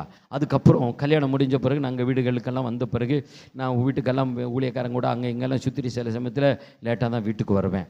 சின்ன சின்ன காரியங்கள்னால அப்போ லேட்டாக வந்து ஊழியங்க அங்கே சுற்றி வரும்போது வீட்டுக்கு வரும், லேட்டாக வருவேன். சில காரியங்கள் எதுவாக இருந்தாலும் வீட்டில் மற்றவங்ககிட்ட தான் எதிர்பார்த்து எங்கள் அம்மா, எங்கள் அண்ணன், தம்பி இவங்ககிட்ட தான் காசு வாங்கி ஏதாவது பண்ணணும், அப்படி தான் இருந்தது. இந்த நிலைமையில் இருக்கும் பொழுது சின்ன சின்ன வாக்குவாதங்கள் எனக்கும் மனைவிக்கு வர ஆரம்பிச்சுது. அப்படியே வர ஆரம்பித்து அது பெரிய ஒரு மாற்றத்துக்குள் கொண்டு போய் நாங்கள் 2 பேரும் பிரிஞ்சிட்டோம். அப்படி பிரிஞ்ச 4 ஆண்டுகள் நாங்கள் பிரிந்து இருந்தோம். அந்த 4 ஆண்டுகளில் ஊழியக்காரங்க எனக்கு ரொம்ப ஆலோசனை கொடுத்தாங்க. ஆலயத்துக்கு வர்றது குறித்தும் அபிஷேகத்து குறித்தும், இந்த மாதிரி சூழ்நிலையில் எப்படி ஜெபம் பண்ணணும், எப்படி வாழணும், எப்படி இருக்கணும், யாருடைய வார்த்தையை கேட்கணும், யாருடைய வார்த்தையை கேட்கக்கூடாது, தேவன் நினைத்தது மனிதன் பிரிக்கா கடவா என்று சொல்லி நிறைய ஆலோசனைகள்லாம் சொன்னாங்க. அந்த நேரத்தில் எங்கள் வீட்டில் 4 வருஷம் ஆனதுனால அவங்க சில காரியங்கள்லாம் அடுத்த ஸ்டெப்பு போவாங்க இல்லையா, அதெல்லாம் முயற்சி பண்ணி நடக்கும் பொழுது என்னுடைய மனைவி வீட்டுக்காரங்கெல்லாம் வந்து எங்கள் பாஸ்டர்கிட்ட எல்லாம் பேசி எங்களை இணைச்சி வச்சாங்க. அப்போ நான் சொன்னேன், என் மனைவி ஆலயத்துக்கு வரட்டும், அவன் ஆலயத்துக்கு வருவா, ஆலயத்துக்கு வந்து வருவா. ஆனால் ஆண்டவரை பற்றி அதிகமாக தெரியாதனால ஒரு பொம்மை மாதிரி வந்து போய்கிட்டே இருக்கும் பொழுது கொஞ்ச நாளில் அவளுக்கு ஒரு வியாதி வர ஆரம்பிச்சிட்டது. அந்த வியாதி வந்த உடனே அவளை நாங்கள் அங்குள்ள ட்ரீட்மெண்ட்டாக பார்த்தோம், ஒன்றும் நடக்கலை. அவங்க அப்பா என்ன பண்ணாங்க, சென்னைக்கு கூப்பிட்டு போயிட்டாங்க. அவங்க அங்கே போய் பல ஹாஸ்பிட்டல்லாம் பார்த்துட்டு ஒன்றும் நடக்கலை. ஹாஸ்பிட்டல் அங்கே உள்ள மெடிக்கல் காலேஜில் அட்மிட் பண்ணாங்க. அவங்க என்ன வியாதினே அவங்கள கண்டுபிடிக்க முடியல. கடைசியில் அங்கேருந்து இன்னொரு ஆஸ்பத்திரிக்கு அனுப்பி விட்டாங்க. அங்கே இருக்கும் பொழுது தான் நான் ஆஸ்பத்திரிக்கு போய் சந்திக்க போனேன். அப்போ அந்த கடைசி நிலைமை, அப்போ டாக்டர்ஸ் பல விதமாக ஆலோசனைகள் சொன்னதுனால உயிர் கிடைக்குமா கிடைக்காதா அப்படின்ற நிலைமையில் இருக்கும் பொழுது தான் அப்போ அந்த ஆஸ்பத்திரியில் என்ன பொசிஷன் அப்படின்னா, இறந்து போனால் பாடியை கையில் கொடுக்க மாட்டாங்க. அப்படி இருக்கும்போது அங்கே போய் நானும் என் மாமனாரும் போய் இவளை என் வீட்டுக்காரியை சந்தித்து பேசி ஆண்டவரை பற்றி சொன்னேன். இந்த நிலைமையிலேயாவது நீ ஆண்டவரை என்ன செய்ய, கொஞ்சம் ஏற்றுக்கோ, புரிஞ்சுக்கோ, உன் பாவத்தை அறிக்கை ஆண்டவர் எனக்கு சோங் கொடுத்த தேவன் உனக்கு சோங் கொடுப்பான்னு சொல்லி அவட்ட என்னால் என்னென்ன சொல்ல முடியுமோ அந்த இடத்துல உட்காந்து சொல்லிட்டு வந்தேன். நான் சொல்லி இருக்கும்போது அந்த பக்கத்தில் ரூமில் ஒரு டாக்டர், லேடி டாக்டர் இருந்திருக்காங்க. நாங்கள் பேசுனது பூரா அவங்க கேட்டுக்கிட்டே இருந்திருக்காங்க. ஏன்னா அது பக்கத்தில் தான் இந்த பெட்டு. அவங்க நான் போயிட்டேன் சொல்லிவிட்டு, அவங்களும் எந்திரிச்சு வந்து 2வது என் மனைவியிட்ட பேசி ஆண்டவரை பற்றி சொல்லி சில ஆலோசனைலாம் கொடுத்தாங்களாம். அப்போ 2 பேரும் சேர்ந்து ஜெபம் பண்ணியிருக்காங்க. அவளுடைய சரீரத்தில் ஆண்டவர் தொட்டு ஒரு சுகத்தை கொடுத்துருக்குறா. நான் ஈவினிங் வேலையெல்லாம் திரும்பி நான் போகும்போது அவள் எந்திரிச்சு உட்காந்து சொன்னான், நீங்கள் போன பிறகு டாக்டர் எனக்கு ஆலோசனை கொடுத்தாங்க அப்படின்னு சொன்னாப்பில். அப்போ நான் உடனே சொன்னேன், சரி இதோடு வந்து ஒரு ஞானஸ்தானம் எடுத்துக்கலாம் அப்படின்னு அவர்கிட்ட சொல்லியிருந்தேன். ஒப்பு கொடுத்துருந்தாங்க. நான் சுகம் பெற்று வெளியே வந்த உடனே அந்த ஞானஸ்தானத்தை எடுக்கிறத தள்ளி விட்டுட்டாப்பில். அப்போ ஞானஸ்தானம் எடுக்கிறதே அந்த உதிரி தள்ளுனோடனே சரி நாங்கள் எங்களுக்குள்ளே இன்னும் வாக்குவாதம் வரக்கூடாதுன்ட்டு நான் விட்டுட்டேன். அதுக்கப்புறம் கொஞ்ச நாளைக்கு அப்புறம் வீண்டு ஒரு சின்ன பிரச்சனை வர ஆரம்பிச்சது. அந்த நேரத்தில் சொன்னேன், இப்போயாவது ஒரு ஞானஸ்தானத்தை எடுத்துக்கோ, உனக்கு ஆசீர்வாதமாக இருக்கும்னு சொன்னோம். சரின்னு சொல்லி ஒப்பு கொடுத்து ஞானஸ்தானம் எடுத்துக்கொண்டாள். ஆலயத்துக்கு வர ஆரம்பிக்கும் பொழுது ஞானஸ்தானம் எடுத்துக்கொண்டால் அதுக்கு சில வரைமுறைகள்லாம் உண்டு இல்லையா, அந்த திருவிருந்து எடுக்கிறது, அந்த காரியங்கள் எல்லாம் சபையில் வந்து வரப்போக இருந்தது. ஆனால் சரியான அந்த ஒரு உணர்வு ரட்சிப்புக்குள் அவள் காணப்படாத இருந்ததுன்னு அது இன்னமும் எனக்கு மாஸ்டர் மாதிரி சொல்லி கொடுத்தது என்னென்னா, அதிகாலையில் எழுந்திரிச்சு 4 மணிக்கு ஜெபம் பண்ணணும் அப்படின்னு. நான் அதிகாலையில் எழுந்திரிச்சு ஜெபத்தை நான் விடாமல் ஜெபம் பண்ணிக்கிட்டே இருக்கும் பொழுது என்ன, அந்த சூழ்நிலையில் இருக்கும் பொழுது தான் அவன் ஞானஸ்தானம் எடுத்துக்கொண்டு அந்த சூழ்நிலையில் இருக்கும் பொழுது என்னுடைய 2வது மகள் 4 வயசு வரை பேசவே இல்லை. ஊமையா இந்த ஒரு வார்த்தை தான் சொல்லுவாள். அப்போ எனக்கு ரொம்ப எங்கள் வீட்டில் எல்லாரும் சொல்லுவாங்க, உடம்பிறப்புகள், எங்கள் அண்ணிமார்கள், எங்கள் அம்மா எல்லாருமே, இவன் செஞ்ச பாவம் தாண்டா இவனுக்கு ஊமையா பிள்ளை பிறந்திருக்குன்னு சொல்லி அவமானமாக கேவலமாக பேசுவாங்க. அதுக்காக எழுந்திரிச்சு ஜெபிக்கும் பொழுது ஆணைய மனைவி அழுது ஆண்டவர்கிட்ட ஒப்பு கொடுப்போம். ஆண்டவரே எனக்கு ஜீவனை கொடுத்தாரு, என் மனைவிக்கு ஜீவனை கொடுத்தாரியா. என் பிள்ளை இப்படி உண்மையாக இருக்கிறனால எல்லாரும் இப்படி சொல்லுதாங்களே, உங்களுடைய நாம தூசிக்கப்படக்கூடாதுயா. என் மனைவி நீர் ஜீவனுள்ள தேவனுண்டு என் மனைவிக்கும் இன்னும் அவர் உணரணும். அது மாத்திரமில்லை, எங்கள் வீட்டுக்காரங்க எல்லாம் என்ன செய்யணும், உணரணும். நீ ஜீவிக்கிறதவனு காண்பிக்கையான்னு சொல்லி அதிகாலையில் இருந்துச்சு அந்த ஜபத்தில் ஆண்டவர்கிட்ட ஜெபம் பண்ணுவேன். அப்போ ஊழியக்காரங்க எனக்கு என்ன சொல்லி கொடுத்தாங்கன்னா, முகமுகமாக ஆண்டவர்கிட்ட பேசலான்னு சொல்லி. நான் ஜெபிக்கும் பொழுதெல்லாம் ஆண்டவர்கிட்ட இப்படி தான் கேட்பேன், நேரடியாக பேசுகிற மாதிரி, மனுஷங்கிட்ட பேசுகிற மாதிரி தான் பேசுவேன். அப்போ சொன்னேன், ஆண்டவரே நீர் உண்மையான தேவன், எனக்கு ஜீவனை கொடுத்தாரு, மனைவிக்கு ஜீவனை கொடுத்தாரு, நீர் உண்மையான தெய்வமாக இருந்தா என் பிள்ளைக்கு பேசுறதுக்கு திறமை கொடுங்க. வேதத்தில் அத்தனை அதிகாரத்தில் என்னென்ன அற்புதங்கள் நடந்துச்சே, என் பிள்ளைய பேச வைங்க, உமக்கு 3 மாதம் டைம் தரேன், 3 மாதத்துக்குள்ளே என் பிள்ளை பேசணும், இல்லை நான் இந்த பைபிளை தொட மாட்டேன், உமக்கு பின்னாடி வரவும் மாட்டேன். இப்படியே சொல்லி ஜெபம் பண்ணியிருந்தேன். அப்படியே அனுதினமும் ஜெபம் பண்ண ஒரே மாதத்தில் என் பிள்ளைய ஆண்டவர் பேச வச்சா. நான் கேட்டதும் 3 மாதம், என் ஆண்டவர் பேச வச்சது ஒரே மாதத்தில் பேச வச்சா. அதில் என் மனைவி இருக்க அதில் என் மனைவிக்கு நல்ல ஒரு உணர்வு வந்தது. இயேசு ஜீவிக்கிறான்னு கண்டுகொள்வதற்கு உதவிச்சுதான். என் உடம்பிறப்புகளும் எல்லாருக்குமே இயேசு ஜீவிக்கிறாங்கிறத உணர்த்திருக்கிறது தேவன் உதவிச்சுதான். இந்த நிலைமையில் இருக்கும் பொழுது, தேவ சத்தியத்துக்குள் நாங்கள் வளர ஆரம்பிக்கும் பொழுது, மீண்டும் எனக்கு தொழிலில் ஒரு வளர்ச்சியை கொடுத்தார். அதுமில்ல நல்ல ஒரு அரசாங்க வேலையை தேவன் கொடுத்தார், நிரந்தரமான வேலையை கொடுத்தார். கர்த்தருடைய நாம மகிமைப்படும்படியாக நாங்கள் அதில் தேவனுடைய நாமத்தை மகிமைப்படுத்த தேவன் உதவி செய்தார். கர்த்தரை நாங்கள் குடும்பமாக விஷயித்து வந்தோம். இதில் சொல்ல வேண்டிய ஒரு முக்கியமான விஷயம் என்னென்னா, ஆண்டவரை தெரிந்து கொண்ட பொழுது ஆலயத்துக்கு நான் என்ன செய்வேன்னா, 5 நிமிஷம் 10 நிமிஷத்துக்கு முன்னாடி ஆலயத்தில் போய் உட்காந்துருவேன். அப்படி தான் எனக்கு ஆண்டவர் சொல்லிக் கொடுத்தது மாத்திரம் ஊழியக்காரங்க கற்றுக் கொடுத்தது. அப்போ ஜெபம் தொண்ணூறுவாக ஆலயத்தில் நிற்கணுன்ற ஆர்வ இப்பயும் நான் அதை எதிர்பார்ப்பேன். அப்படி அந்த சூழ்நிலையில் 10 நிமிஷத்துக்கு முன்னாடி 5 நிமிஷத்துக்கு முன்னாடி ஆலயத்துக்கு போய்கிட்டு இருப்பேன். அது மாத்திரமில்லை, நம்ம ஞானஸ்தானம் எடுத்துக்கொண்டு அதுக்கு சில வரைமுறைகள் உண்டு, அதை சரியாக ஃபாலோ பண்ண வேண்டும். திருவிருந்து அசட்டை பண்ணி எடுக்கக்கூடாது. அது மாத்திரமில்லை, அபிஷேகம் பெற்றுக்கொண்டு அபிஷேகத்தை அசட்டை பண்ணக்கூடாது. இப்படி சில காரியங்களை எங்கள் குடும்பத்தில் நானும் என் மனைவி உணர்ந்தபடினால் எங்களுக்கு ஆண்டவர் ஆசீர்வாதத்தை கொடுத்தார், என் பிள்ளையை பேச வைச்சார். இந்த ஒரு அனுபவம் ஒருவேளை உங்கள் வாழ்க்கையில் சில சமயங்களில் எந்த நிலைமையில் நீங்கள் பாதிக்கப்பட்டிருக்கோம், ஆலயத்துக்கு வர்றது, அபிஷேகம் பெறுறது, அதை அசட்டை பண்ணுறது, திருவிருந்து எடுக்கிறது, நம்ம அசட்டை பண்ணுறவர்களாக இருந்தால் அதை நான் சரி பண்ணும் பொழுது நம்மளோட வாழ்க்கையில் என்ன செய்கிறாரு, தேவன் அற்புதங்களை செய்கிறார். இன்றைக்கி என் மனைவி பார்த்தீங்கன்னா, நான் கூட சீக்கிரமாக ஜெபம் பண்ணிவிட்டு படுத்துருவேன். வேலையெல்லாம் முடிச்சுட்டு நைட்டு 12 மணிக்கு எழுந்திரிச்சு, இன்றைக்கும் 12 மணி 1 மணிக்கு உட்காந்து ஜெபம் பண்ணுறதை நான் கண்ணால் பார்க்கறது உண்டு, ஜெபிக்கிறத நான் பார்க்கறது உண்டு. அப்போ தேவன் ஒரு மனுஷனை தொட்டுட்டான்னு வைங்களேன், அவங்கள என்ன செய்ய மாட்டார், விட மாட்டார். ஒருவேளை உங்கள் வாழ்க்கையிலும் ஒருவேளை சில காரியங்களை சரி பண்ண வேண்டியது இருந்தால் நீங்களும் சரி பண்ணால் எங்களுக்கு கொடுத்த ஆசீர்வாதத்தை நீங்கள் என்ன செய்யலாம், பெற்றுக்கொள்ளலாம். இன்றைக்கி என் மனைவி எனக்கு ஊழியத்தில் நான் போகிற இடத்துக்கெல்லாம் என்னை உற்சாகப்படுத்தி அனுப்புறது, நான் வர்றது வரை காத்துக்கிட்டு இருப்பா, நான் வந்து வாசலை தட்டுறது வரை முழிச்சுக்கிட்டு தான் இருக்கிறா. கர்த்தர் நல்லவர்.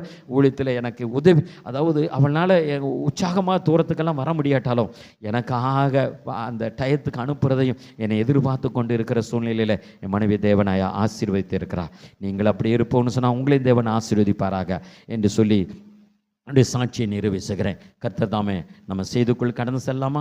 ஷாதோடுக்கு நினைக்கலாக பாபா. கர்த்தர் நல்லவர். ஆமேன், ஸ்தோத்திரம். 1 சாமுவேல். ஹல்லேலூயா. நன்றி செலுத்துகிறோம். கர்த்தர் நல்லவர். 1 சாமுவேலின் புஸ்தகம் 22ஆம் அதிகாரம். ஆமேன். கர்த்தர் நல்லவர். ஷாதோடுக்கு நினைக்கலாக பா. 3வது வசனத்தை வாசிக்கலாம்.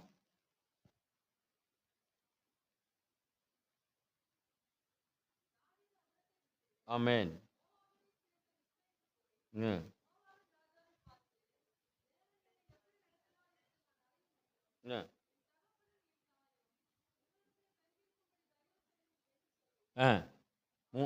மூணாவது வசனம்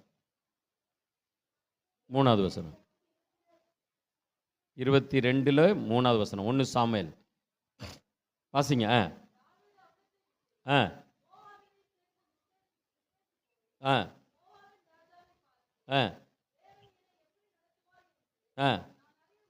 தேவன் எப்படி நடத்துவார் என்று நான் அறியும் மட்டும்.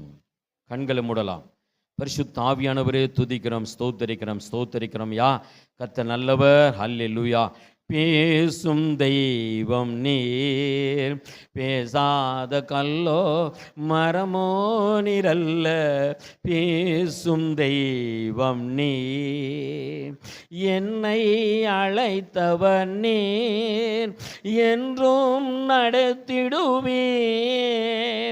என்னை அழைத்தவர் நீர், என்றும் நடத்திடுவீர். என் மேல் உன் கண்ணை வைத்து ஆலோசனை தந்து என்னோடு இருப்பவனே. இயேசுவே பேசுமே பேசுமே பேசுமே, இயேசுவே நீர் பேசுமே பேசுமே பேசுமே. பேசும் தெய்வம் நீர், பேசாத கல்லோ மரமோ நீரல்ல, பேசும் தெய்வம் நீர். ஆமென். 1 சாமுவேல் புஸ்தகம் 22ஆம் அதிகாரத்தை 3ஆம் வசனத்தை, என் தேவன் எப்படிப்பட்டவர் என்று நான் அறியும்படியாக. தேவன் அவரை குறித்து, தாவீதை குறித்து, என்னை குறித்து, தேவனே உம்முடைய சித்தம் என்ன என்று சொல்லி தாவீது தன்னுடைய பெற்றோர்களை எல்லாம் கொண்டு அந்த ராஜாவினுடைய கையில் கொண்டு ஒப்படைத்து விட்டு கடந்து செல்கிறதை நாம் பார்க்க முடிகிறது. அதில் 1வது வசனத்தை பார்க்கும் பொழுது பாருங்க, அதில் 1வது வசனத்தை வாசிக்கலாம்.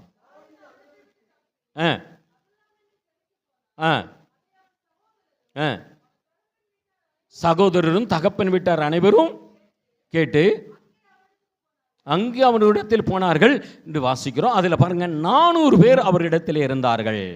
அவர்கள் எப்படிப்பட்டவர்கள்னா, அடுத்த வசனம் வாசிக்கலாம். ஒடுக்கப்பட்டவர்கள், கடன் பெற்றவர்கள், முறுமுறுப்பவர்கள், இப்படிப்பட்ட 3 வித ஜனங்கள் அங்கு இருக்கிறதை நம்ம பார்க்க முடிகிறது. அப்போ தாவீதை பின்பற்றுகிறவர்கள் முறுமுறுப்பவர்கள், கடன் பெற்றவர்கள், அடுத்து ஒடுக்கப்படுகிறவர்கள். இந்த 3 பேருமே பார்த்தீங்கன்னா இது உலகத்திலேயே சில சுபாவங்களில் மட்டமான சுபாவம் படைத்தவர்கள். ஆனால் இவங்களையும் இயேசு அங்கு தாவீது ஏற்றுக்கொள்வதை நம்ம பார்க்க முடிகிறது. கிறிஸ்துக்கள் அன்பான சகோதரனே சகோதரியே, நம்முடைய இந்த இடத்துல தாவீதுங்கிற இடத்துல நம்ம இயேசுவை வைக்கலாம். இந்த இயேசுவை தேடி வருகிறவர்கள் எப்படிப்பட்ட மனிதர்களாக இருந்தாலும் அவர்களை தேவன் அணைத்துக் கொள்கிறவராக இருக்கிறார். அவர்களை சபைகளிலே சேர்த்துக் கொள்கிறவராக காணப்படுகிறார். அப்போ அந்த 400 பேர் அந்த தாவீதை பின்பற்றினதுக்கு காரணம் என்ன? அவன் தாவீதுடைய குணாதிசயங்கள் எப்படிப்பட்டதாக இருந்திருக்கிறது என்று பார்க்கும் பொழுது நம்ம நீங்க அதை வாசிக்கும் பொழுது நான் அதிகாரத்தை சொல்றேன், நீங்க நோட் பண்ணி வச்சுக்கோங்க, என்ன டைம் குறைவா இருக்கு இல்லையா. 1 சாமுவேலின் புஸ்தகத்தில் பார்க்கும் பொழுது 17ஆம் அதிகாரத்தில் பார்க்கும் பொழுது 28ஆம் வசனத்தில் பார்க்கும் பொழுது பாருங்க, தாவீதை வெறுத்தவர்கள் கூட அங்க சகோதரர்கள் கூட என்ன செய்கிறார்கள், அந்த தாவீதுக்கு பின்னாடி அலைந்ததாக இந்த அதிகாரத்தை நம்ம வாசித்தோம். அதுல 28வது வசனத்தை வாசிக்கலாம். 17, 28 1 சாமுவேல் எடுத்தவங்க வாசிக்கலாம்.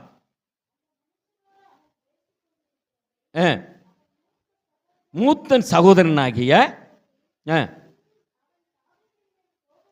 தாவீது மீது கோபம் கொண்டு, நீங்க வந்தது என்ன?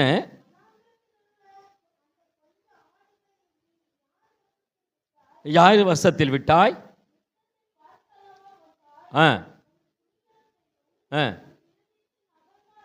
உன் இருதயத்தின் அகங்காரத்தின் துணிச்சலை என்ன செஞ்சிரு?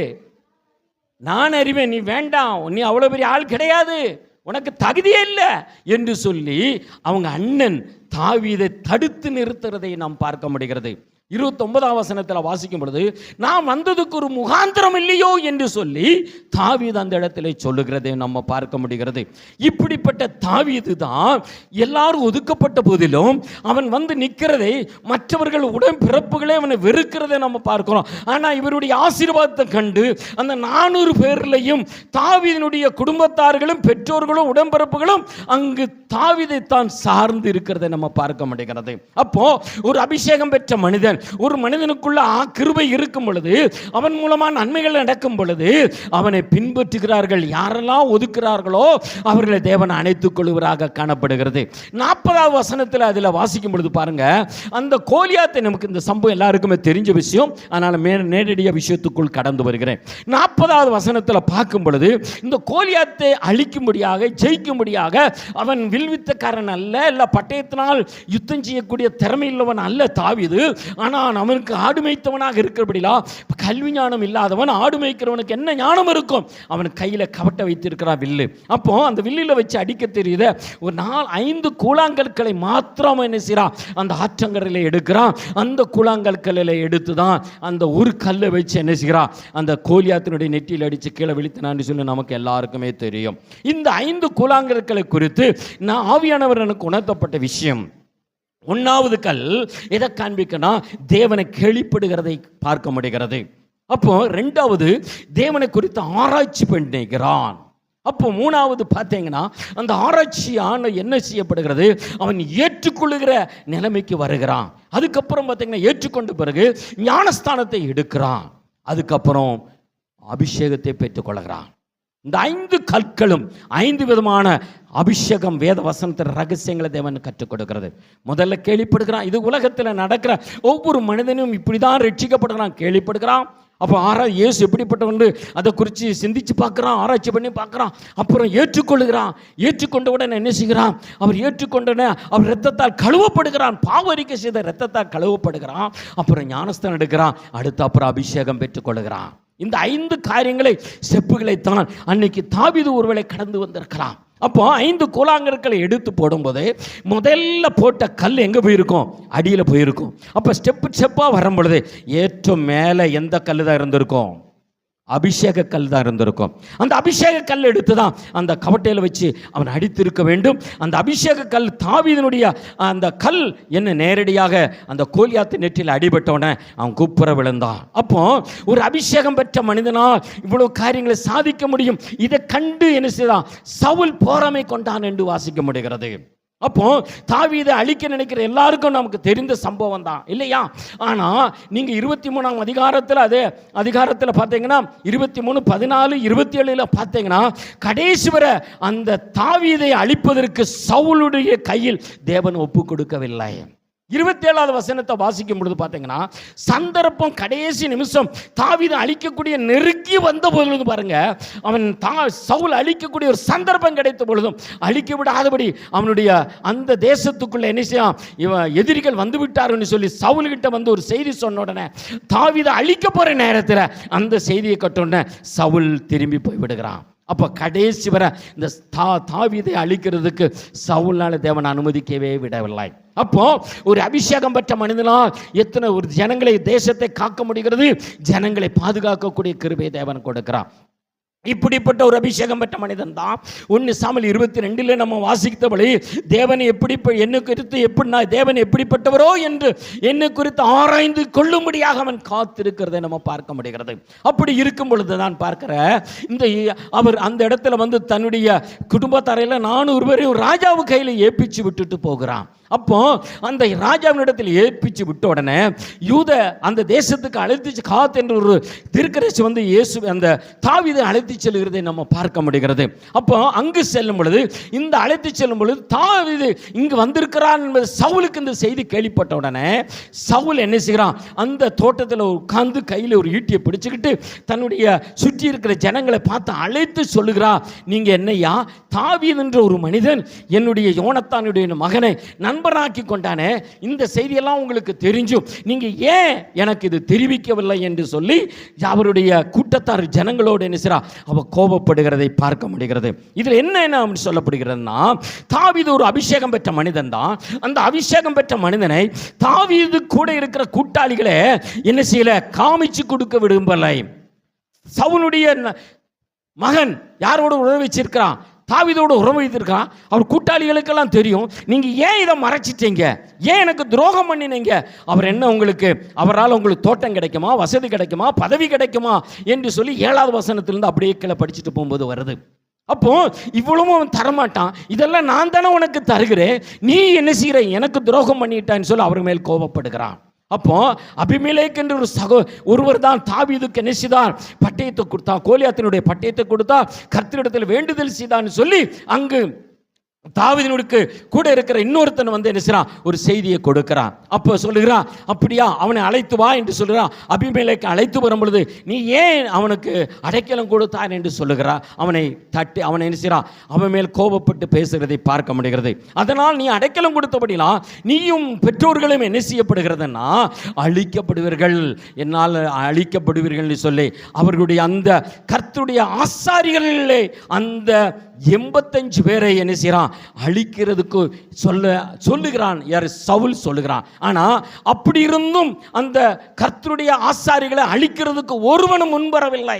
தாவீது சொல்கிறான், கர்த்தருடைய அந்த ஆசாரிகளை அழி என்று சொல்கிறான். ஆனா இவர் ஒரு அபிஷேகம் பெற்ற மனிதன், ஒரு தாவீது ஒரு அபிஷேகம் பெற்ற மனிதன், கர்த்தருடைய அந்த ஆசாரிகளை அழி என்று சொல்லும் பொழுது இவர் எந்த நிலைமையில் இருக்கிறான்னு பாருங்கள். தனக்கு பெற்றுக்கொண்ட அபிஷேகத்தை இழந்து விட்டான். ஆனா யாருமே போகல, யாருமே போய் கர்த்தருடைய ஆசாரியர்களை அழிக்க முன் போகவில்லை. ஆனா ஒரு மனிதன் மட்டும் கடந்து செல்கிறான். அவன் சென்று என்ன செய்கிறான்? அப்போ 85 கர்த்தருடைய ஆசாரிகளை அழித்து விட்டான், மிருக ஜீவனங்கள் எல்லாம் அழித்து விட்டான்னு சொல்லி காணப்படுகிறார். அதனால் அபிமெலேக்கு தனி மனிதனாக மாறப்படுகிறான். கடைசி தாவீது அவருக்கு அடைக்கலம் கொடுக்கிறான். நீ என்னால உன் குடும்பத்தை எல்லாம் இழந்து விட்டாய், நீ என்னோடு இணைந்து கொண்டு என்று சொல்லுகிறான். அப்போ இது எதை காண்பிக்கணும் சொன்னா, கூட இருக்கிற ஒரு மனிதனோட நண்பர்கள், நம்ம கூட்டாளிகளே என்ன செய்யக்கூடாது? துரோகம் பண்ணக்கூடாது. துரோகம் என்ன? ஒரு அபிஷேகம் பெற்ற மனிதன், ஒரு கிறிஸ்துவ மனிதன், ஆனா சவுல் செய்யறது பாவம், தவறு என்று சொல்லி கூட இருக்கிற கூட்டாளிகளுக்கு தெரிந்தது, ஆனா சவுலுக்கு தெரியவில்லை. நம்ம ஒரு கிறிஸ்துவனாக வாழ்கிறோம், இல்லை சொன்ன சத்தியத்தை அறிந்தவர்களாக இருக்கிறோம். ஆனால் என்ன செய்யக்கூடாது? மற்றவர்களுக்கு நம்ம யாராவது நம்மளை தூண்டும் பொழுது, செயல்பட வைக்கும் பொழுதோ துரோகம் செய்கிற தேவன் எதிர்க்கிறான். அப்போ அவர்களுக்கு எந்த தீங்கும் வரவில்லை, கூட்டாளிகளுக்கு எந்த தீங்கும் வரவில்லை. கர்த்தருடைய ஆசாரிகள் அவன் மோசமான ஆளுகளை வைத்து என்ன செய்றான்? அழித்தான். 85 குடும்பங்கள் அழிக்கப்பட்டது. அப்போ அந்த மாதிரி இருக்கிற ஒரு அபிஷேகம் பெற்ற மனிதனாக இருக்கும் பொழுது, இந்த உலகத்தில் வாழும் பொழுது அநேக துரோகம் செய்யக்கூடிய காரியங்கள் வரலாம். இதனால் என்ன செய்யப்படுங்கன்னா நம்முடைய வாழ்க்கையில் அநேக போராட்டங்கள் வர ஆரம்பிக்கிறது. கிறிஸ்துவனாக மாறிவிட்டோம், ரட்சிக்கப்பட்டுட்டோம், ஆலயத்துக்கு வருகிறோம், எல்லா காரியங்களும் பெற்றுக்கொண்டோம். நீங்க மார்க் 7ஆம் அதிகாரத்தில் பார்க்கும் பொழுது பாருங்க, அங்கு ஜென்ம சுபாவத்தை குறித்து பாரம்பரியத்தை இன்னும் நீங்கள் கைக்கொள்கிறீர்கள் என்று சொல்லி அங்கு 3வது வசனத்திலிருந்து அப்படியே தொடர்ச்சி அந்த அதிகாரம் முழுதும் வருகிறது. எப்படி வருகிறது? நீங்கள் என்ன பாவத்தை, இந்த பாவமானது ஜென்ம சுபாவம், பாரம்பரியத்தை இன்னும் கை கொள்கிறீர்கள், பாத்திரத்தை கழுவுகிறீர்கள். அது மாத்திரமல்ல, உங்களுடைய அந்த 7வது வசனத்தை வாசிக்கலாம். மார்க் 7ஆம் அதிகாரத்தில் 7வது வசனத்தை கூட வாசிக்கலாம். பாருங்க, மனுஷனுடைய கற்பனைகளை உபதேசங்களாக போதித்து வீணாக எனக்கு ஆராதனை செய்கிறார்கள்.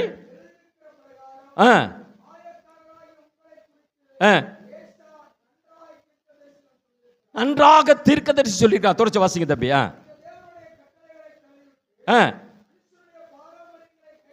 பாருங்க, தேவனுடைய கட்டளைகளை என்ன செய்ய தள்ளிவிட்டு மனிதனுடைய பாரம்பரியத்தை. அப்போ இன்னைக்கு நம்ம ரட்சிக்கப்பட்டுட்டு தேவனுடைய ஆசீர்வாதத்தை எல்லாம் பெற்றுக்கொள்கிறோம் தொடக்கத்தில். அப்புறம் என்ன செய்கிறோம்னா தேவனுடைய கட்டளையில் தள்ளிவிட்டு பாரம்பரியத்தை உள்ளதை கொண்டு வந்து நம்ம திணித்து கொண்டவராக இருக்கிறோம். வாசிக்கலாம், வாசிங்க. கழுவுகிறீர்கள். இன்னும் இப்படிப்பட்ட சடங்குகள் ஆச்சாரங்களை செய்கிறவர்களாக காணப்படுகிறார்கள். அப்போ இன்னைக்கும் கிறிஸ்துவனாக மாறின பிறகும் நம்ம பாரம்பரியத்தை இன்னும் கை கொள்கிறோம். அநேக சடங்குகளை இன்னும் கை கொள்ளும் பொழுது அங்கு வேதனையும் நிந்தனையும் போராட்டங்களும் வியாதிகளும் மனிதனுக்குள் வர ஆரம்பிக்கிறது. அதுக்கு அடுத்து பார்த்தீங்கன்னா அந்த அதிகாரத்தில் தொடர்ச்சியாக வசிக்கும் பொழுது, பெற்றோர்களை நீங்கள் என்ன செய்கிறீர்கள்? எவ்விதமாக கனப்படுத்துகிறீர்கள்? நீ என்ன வளர்த்துட்ட, உனக்கு நான் செய்ய வேண்டிய கடமை என்ன? இந்தா உனக்கு ஒரு காசை கொடுக்குறேன், இதை வச்சுட்டு எங்கிட்டாவது போய் இருந்துக்கோ. இல்லை ஒரு என்ன செய்யற, ஒரு அநாத மடத்தில் சேர்த்துருந்தேன், அங்கே நான் பணம் கட்டியிருந்தேன் என்று சொல்லுகிறா. இன்னைக்கு உலகத்தில் நடக்கிறது தான் நடக்கிறது. பெற்றோருடைய சாபத்தை மனிதர்கள், குடும்பத்தர்கள் சம்பாதிக்கிற எத்தனையோ பேர் நம்ம பார்க்குறோம் இல்லையா? அந்த அதிகாரத்தில் 13வது வசனத்தை வரை நீங்கள் படிக்கும்போது அப்படித்தான் இருக்கு. பெற்றோர்களை நீங்கள் என்ன செய்கிறீர்கள்? எவ்விதமாக உங்களுக்கு செய்ய வேண்டியதெல்லாம் செஞ்சு இன்னும் வாங்கிக்கோ, ஆனால் என்கிட்ட தொந்தரப்படுத்தாத என்று ஒரு கல்யாணம் முடித்தபட ஒரு திருமண காரியத்துக்குள் கடந்து வரும்பொழுது எத்தனையோ பேருக்கு நம்ம துரோகம் செய்கிற பெற்றோர்களை, நம்ம பெற்றோர்களுக்கு துரோகம் செய்கிற மருமகள்மார் இருக்கிறார்கள், மருமக்கள்மார்கள் இருக்கிறார்கள். இந்த சாபம் என்ன செய்யப்படுகிறது? இன்னும் உலகத்தில் மற்றவங்க அந்த குடும்பத்தில் அப்படி செஞ்சாங்க, இந்த குடும்பத்தில் இப்படி செஞ்சாங்க, நானும் இப்படி செய்கிறேன். இது யார்? இந்த சாபமானது வியாதியாக மாறும். இந்த சாபமானது போராட்டத்தை கொண்டு வரும். இந்த சாபமானது துக்கத்தை கொண்டு வரும், வியாதிகளை கொண்டு வருகிறது, பிரச்சனைகள், சமாதானம், சந்தோஷம் எல்லாத்தையும் இழக்க வைக்கிறதை நம்ம பார்க்க முடிகிறது. இந்த பிரச்சனைகள் தேவன் ஒருவரா. அப்ப இதற்கெல்லாம் காரணம் என்ன? சடங்குகள், ஆச்சாரங்களை கிறிஸ்துவனாக மாறி இன்னைக்கும் ஆச்சாரங்களை கை கொள்கிறோம், சடங்குகளை கை கொள்கிறோமா? தேவ சட்டத்துக்கு உறவுமாங்க ஊழியக்காரங்க சொன்ன வசனங்கள் எல்லாம் உதறி தள்ளி விட்டு ஊழியக்காரங்க பைபிள் தானே சொல்லுது, இந்த வசனங்களை கேட்கிறோம், காதால கேட்கிறோம், ஆனா இன்னைக்கு சடங்குகளை கை கொள்கிறோம், ஆச்சாரங்களை கை கொள்கிறோம். எப்படி? அப்போ இதெல்லாம் எங்கு கொண்டு நிப்பாட்டும்? பிரச்சனைகள், போராட்டங்கள், வியாதிகள் எல்லாம் நிற்கும். அப்ப கிறிஸ்துவனுக்கு ஏன் பிரச்சனை வராது, போராட்டங்கள் வராது? அப்படி இருக்கும் பொழுது அதுல பாருங்க 32வது வசனத்திலிருந்து வாசிக்கலாம் பிரதர்.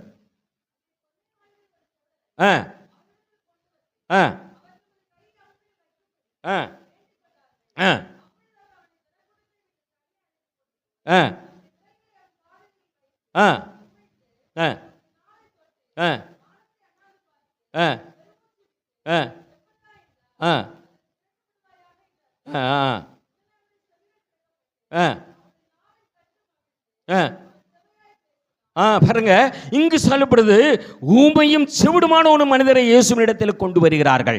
அப்போ அந்த கூட்டத்துக்கு இடையில இயேசுவை அறியாத ஒரு மனிதன் வருகிறான். அப்போ வந்த உடனே இயேசு என்ன செய்கிறார்? அந்த கூட்டத்தை விட்டு வெளியே கொண்டு போகிறார். அந்த இடத்துல அற்புதம் நடக்கல, அந்த இடத்துல அற்புதம் செய்யல. காரணம் என்ன சொன்னா, அவர் வெளியே கொண்டு போய் இயேசு எப்படிப்பட்டவர் என்பதை காண்பிக்கும்படியாக அவர் என்ன செய்கிறார்? உமிழ்நீரை தேச்சிய தொட்டு என்ன செய்கிறார்?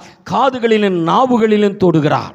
அன்னைக்கு இயேசு சிலுவையில் அடிக்கப்படவில்லை, அப்போ இயேசு மரிக்கவில்லை, ஜீவனோடு இருக்கிறார். அந்த உமிழ்நீர் தான் என்ன செய்யப்படுகிறது?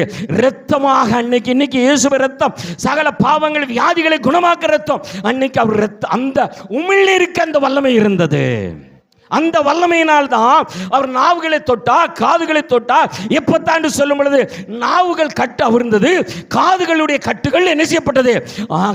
உடைக்கப்பட்டு காதுகள் கேட்டது, நாவுகள் தெளிவாக பேச முடிந்தது. இதில் என்ன ஒரு விசேஷம்னா, அவரை கொண்டு வந்து இயேசுவின் நிறுத்தும் பொழுது அந்த இடத்திலே அற்புதம் நடக்கவில்லை. அவர் அழைத்து அந்த கூட்டத்தை விட்டு வெளியே அழைத்து செல்லுகிறதை நம்ம பார்க்க முடிகிறது. இது எதை காண்பிக்கிறதுன்னு சொன்னா, இயேசு அந்த இடத்துல அத்தனை பேர்களுக்கு முன்பாக ஒருவேளை அந்த ஜனங்கள் இயேசுவை அறிந்தவர்களாக அறியாமலாக கூட இருக்கலாம். ஒருவேளை அவங்க எப்படிப்பட்டவர்கள தெரியாது. ஆனா இயேசு எப்படி இந்த இடத்துல இருந்து அடுத்த இடத்துக்கு கொண்டு போகணும்னு சொன்னா, நீ உன் பழைய இடத்திலிருந்து, இருப்பிடத்திலிருந்து புதிய இடத்துக்கு, நான் அழைக்கிற இடத்துக்கு நீ வா. அப்பொழுதும் உனக்கு அற்புதம். அங்க கொண்டு வந்த பிறகு அவரை தொடுகிறா, நாக்கை தொடுகிறா, காதை தொடுகிறா, உமிழ்நீரனா. அவன் காதுகள் கேட்கிறது, நாவுகள் கட்டவிழ்க்கிறது. அப்போ பழைய பாரம்பரியத்தை விட்டு, பாரம்பரிய சுபாவங்களை விட்டு, இன்னைக்கு ஆச்சாரங்களை கடைபிடிக்கிறதை விட்டு, உன் பழைய வணி கிறிஸ்துவனா மாறினாலும், இல்லை ஆண்டவர் அறியாத ஒரு மனிதனா இருந்தாலும், இயேசுவை தேடி வந்தா நீ பழைய வாழ்க்கையை விட்டு இயேசு அழைக்கிற இடத்துக்கு நீ வரும் பொழுது, அவர் சொன்ன இடத்துல வந்து நிற்கும் பொழுதுதான் அவர் உன்னை தொடுவாராக. அப்பொழுதுதான் அற்புதம் நடக்கிறது, அப்பொழுது அதிசயமா நடக்கிறது. நீ பாரம்பரியத்திலே இருந்து கொண்டு ஆச்சாரங்களை கை கொண்டு விட்டால் சுகத்தை சரியாக உணர முடியாது, பார்க்கவும் முடியாது. அந்த பழைய இடத்தை விட்டு புதிய இடத்துக்கு கடந்து வா. புதிய இடம் என்பது என்ன?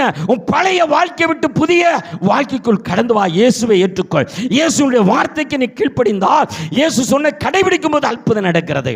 அதே அடுத்த அதிகாரம் 8ஆம் அதிகாரத்தில் 32வது வசனத்தை வாசிக்கலாம். மார்க் 8:22 வாசிக்கலாம். 22 அங்கு நான் சொல்லுகிறேன், அது விஷயத்தை சொல்லுகிறேன். அதாவது அந்த மார்க் 8:22 வாசிக்கும் பொழுது அங்கு சொல்லப்படுகிறது, ஒரு குருடனை அங்கு தேவன் கொண்டு வருகிறார்.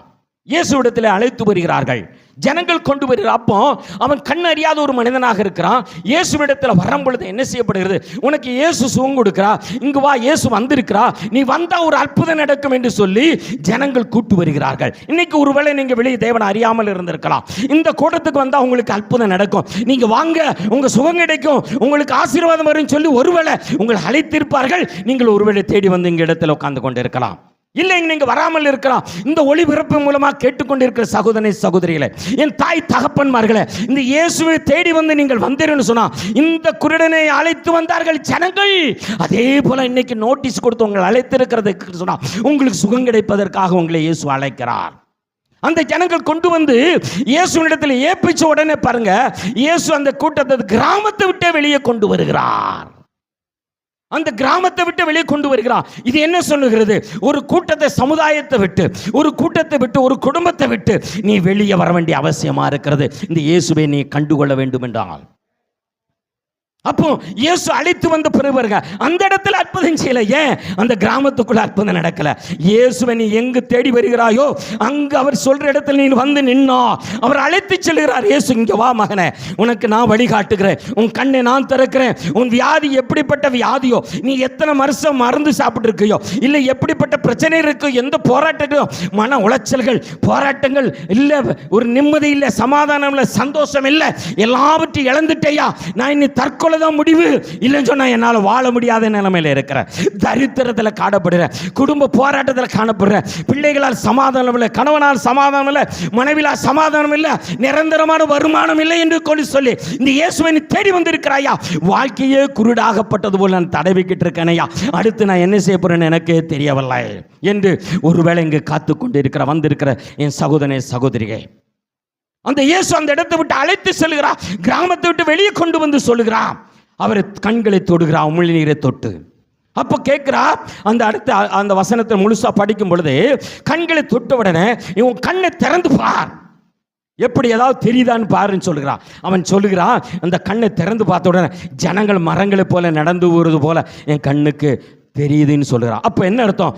ஓரளவுக்கு பரவாயில்லை, சரியா தெரியல, மரங்களை மாதிரி நடந்து போறது மாதிரி எனக்கு தோணுது என்று சொல்லுகிறார். அப்போ இதன் என்ன? ஒருவேளை இயேசு அன்னைக்கு அவரை தொட்டதுக்கு காரணம் என்னவா இருக்கும்? அடுத்து அவனை இயேசு கேட்கும் பொழுது, நீ எப்படி உன் பார்வை எந்த அளவுக்கு மாறி இருக்குன்னு கேட்க முடியாது சொல்லுகிறது தான், என் கண்ணுக்கு மனிதன் மரங்களைப் போல நடந்து போகிறதே உண்மையை சொல்லுகிறான். இயேசு என்ன எதிர்பார்த்திருக்கிறார்? இந்த மனிதனிடத்தில் உண்மை வருகிறதா? இன்னைக்கு நம்மகிட்ட சின்ன ஒரு ஜபம், சின்ன ஒரு ஆசீர்வாதத்தை பண்ண உடனே எல்லாம் சரியாயிருச்சு, எல்லாம் மாறி போச்சு என்று சொல்ற பொய் சொல்ற எத்தனை பேர்கள் உண்டு இல்லையா? ஆனா அவர்கிட்ட இயேசு என்ன எதிர்பார்த்தா, நீ உண்மையை சொல்லுகிறாயா, என்கிட்ட வந்த பிறகு உண்மை இருக்கா? இன்னைக்கு ஏன் அந்த அவன் பாருங்க பூரண சுகமாகல, பகுதி மரங்களை போல ஜனங்கள் நடந்து பார்க்கிறான். அப்ப என்ன? ஓரளவுக்கு சுகம். ஒருவேளை இங்கு வந்திருக்கிற கிறிஸ்துவுக்கள் அன்பான சகோதரனை சகோதரியே, ஒருவேளை நீங்க இதுக்கு முன்னாடி இயேசுவை ஏற்றுக்கொண்டு அறிந்து இருக்கலாம், எங்க வாழ்க்கையில நிம்மதி இன்னும் பூர்ணமா கிடைக்கல, பூர்ணமா சுகம் கிடைக்கல, போராட்டங்கள் இருக்கு. காரணம் என்ன சொன்னா, அவர் உங்களிடத்துல உண்மையை எதிர்பார்க்கிறார், நம்மகிட்ட உண்மை இல்லாமல் காணப்படுகிறார். இன்னைக்கும் கிறிஸ்துவுக்குள்ள இருக்கிறோம், ஆனா இன்னைக்கும் பாரம்பரியத்துக்குள்ள கையாள வச்சுக்கிட்டு இருக்கிறோம், பாரம்பரியமான விஷயங்களை கையாளுகிறோம், அதை கை கொள்கிறோம், இருதயத்தில் வச்சுக்கிறோம், இதயத்தை வச்சுக்கிட்டு ஆலயத்துக்கு வந்து போகிறோம். அப்போ இதெல்லாம் இங்க அங்க குடியிருக்கும் பொழுது அரகுர ஆசீர்வாதம் தான் இருக்கும். அதுக்கப்புறம் சொல்கிறான், உண்மையை சொன்னவுடன் மீண்டும் அவன் கண்ணை தொடுகிறார், அந்த உமிழ்நீரை தொட்டு கண்ணை பூசி இப்போ எப்படி தெரியுது சொல்லுகிறான். அவன் சொல்லுகிறான், என் கண் இப்போ தெளிவாக தெரிகிறது என்று சொல்லுகிறான். அப்போ ரெண்டாவது தடவை தொடும் பொழுதுதான் அவன் கண்ணுக்கு பார்வை கிடைத்தது. நம்மகிட்ட உண்மை இருந்தோன்னு சொன்னா அவர் நிச்சயமாக பூரணமாக நம்ம தொட்டு பூரண சவிக்கத்தை கொடுக்கிற தேவனாக இருக்கிறார். எத்தனை பேர் விசுவாசிக்கிறீங்க? இதுவரை நம்ம அரகுர ஆசீர்வாதத்தோட காணப்படுகிறோமா? அரகுர பிரச்சனையோடு இன்னைக்கு நிம்மதி இல்லாம இன்னைக்கு அப்படியே இருக்கிறேனா? நம்மகிட்ட உண்மை இருந்தா பூரண சவிக்கத்தை, அன்னைக்கு அந்த குருடனுக்கு தேவன் பூரண பார்வையை கொடுத்தார்லவா, தொட்ட உடனே அறகுறைய பார்வை தெரிஞ்சில்ல, இன்னைக்கு அறகுறைய ஆசீர்வாதத்தோடு இருக்கிறோமா?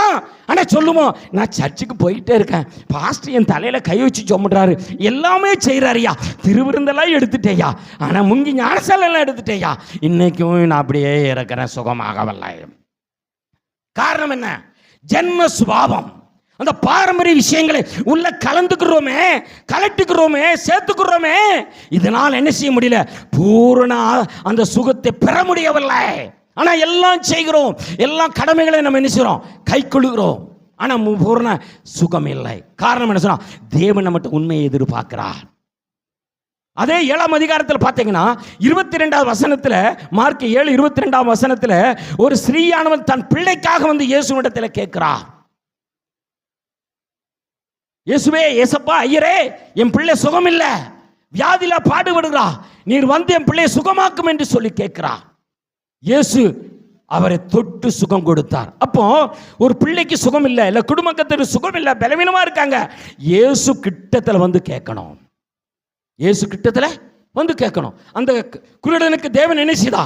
2வது உமிழ்நீர் தொட்டு சுகம் கொடுத்தவருக்கு அந்த கிராமத்தை விட்டே வெளியே வந்தார். அப்போ நம்ம பழைய வாழ்க்கையை விட்டு இயேசு கிட்ட பூரணமா வரும்பொழுதுதான் பூரண சவிக்கத்தை தேவன் கொடுப்பாராம். நம்ம வாழ்க்கையில எங்க குறைபாடு இருக்கோ அந்த பழைய வாழ்க்கையை விட்டு அந்த ஸ்டெப் எடுத்து சரியான இடத்துக்கு இயேசு கிட்ட வந்தீங்கன்னா பூரண ஆசீர்வாதத்தை நீங்களும் பெற முடியும் என்று சொல்லி தேவன் இன்னைக்கு நமக்கு எச்சரிக்கிறார். மார்க் 5:24 இருந்து நம்ம வாசிக்கும் பொழுது பாருங்க, 12 வருமா பெரும் பாடுபட்ட ஸ்திரீ தன் ஆஸ்திகள் எல்லாம் தொலைத்த பிறகு இயேசு பற்றி கேள்விப்படுகிறார். இயேசு வருகிறான் என்று அறிந்தவுடன் ஓடி வந்து நிற்கிறான். கூட்டமா இருக்கிற எப்படி போறது என்று சொல்லி நெருக்கத்தில் போய் இயேசுனுடைய ஆடையை தொட்டா.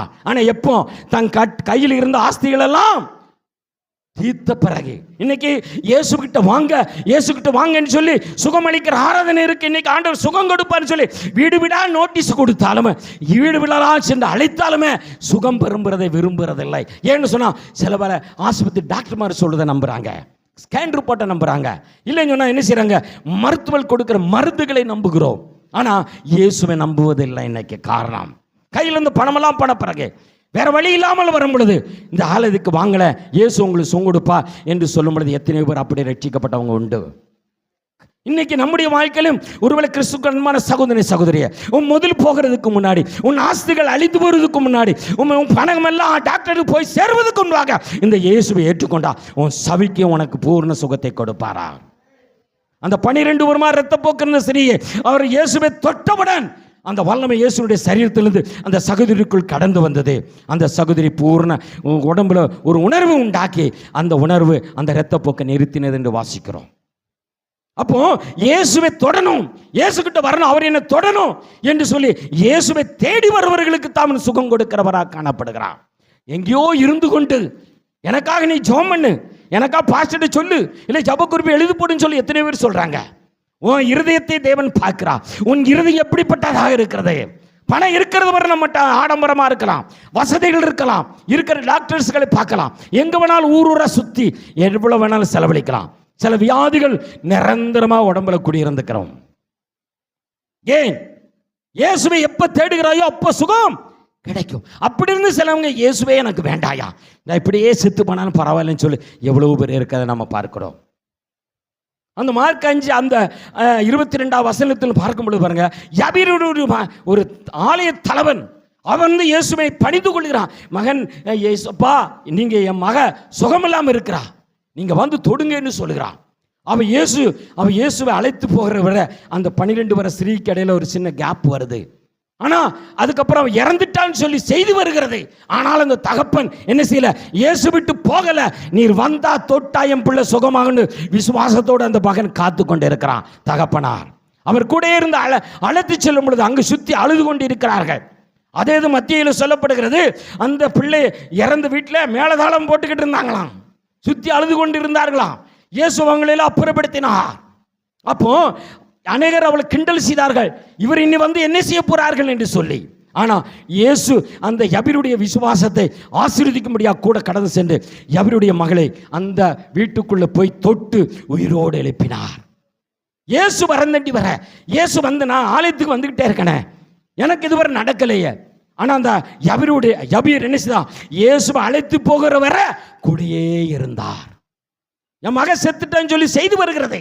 மற்றவங்க வந்து சொல்றாங்க, உங்க மகன் செத்துட்டாயா, இன்னும் எதுக்கியா இவருன்னு சொல்லி. ஆனா அவனுடைய விசுவாசம் இயேசுவினால் உயிரெழுப்ப, இயேசு தொட்டால் நடக்கும் என்று சொல்லி. அப்போ ஒருவேளை இங்கு வந்திருக்கிற நம்மளோ இந்த செய்தி கேட்டுக்கணும் சகோதரனே சகோதரியே, நீங்க எந்த பிரச்சனை போராட்டத்தில் வியாதியில் இருந்தாலும் சரி, சமாதானம் இல்லாமல் இருந்தாலும் சரி, இந்த இயேசுவை நீங்கள் வந்து இயேசுடைய சத்தத்தை கேட்டு இயேசுவை உங்க வீட்டுக்கு அழைத்து செல்வீர்கள் சொன்னால், சகைவு என்ற ஒரு மனிதன், அந்த மனிதனுடைய வாழ்க்கையில் நமக்கு எல்லாருக்கும் தெரிஞ்ச விஷயம்.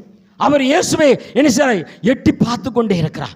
அவர் வீட்டுக்கு அழைத்து இன்றைக்கு இந்த வீட்டுக்கு ரட்சிப்பு வந்தது என்று சொல்லி அவர்கள் என்ன சகைவை குறித்து எல்லாரும் தவறான காரியங்களை செய்திகளை சொன்னார்கள்.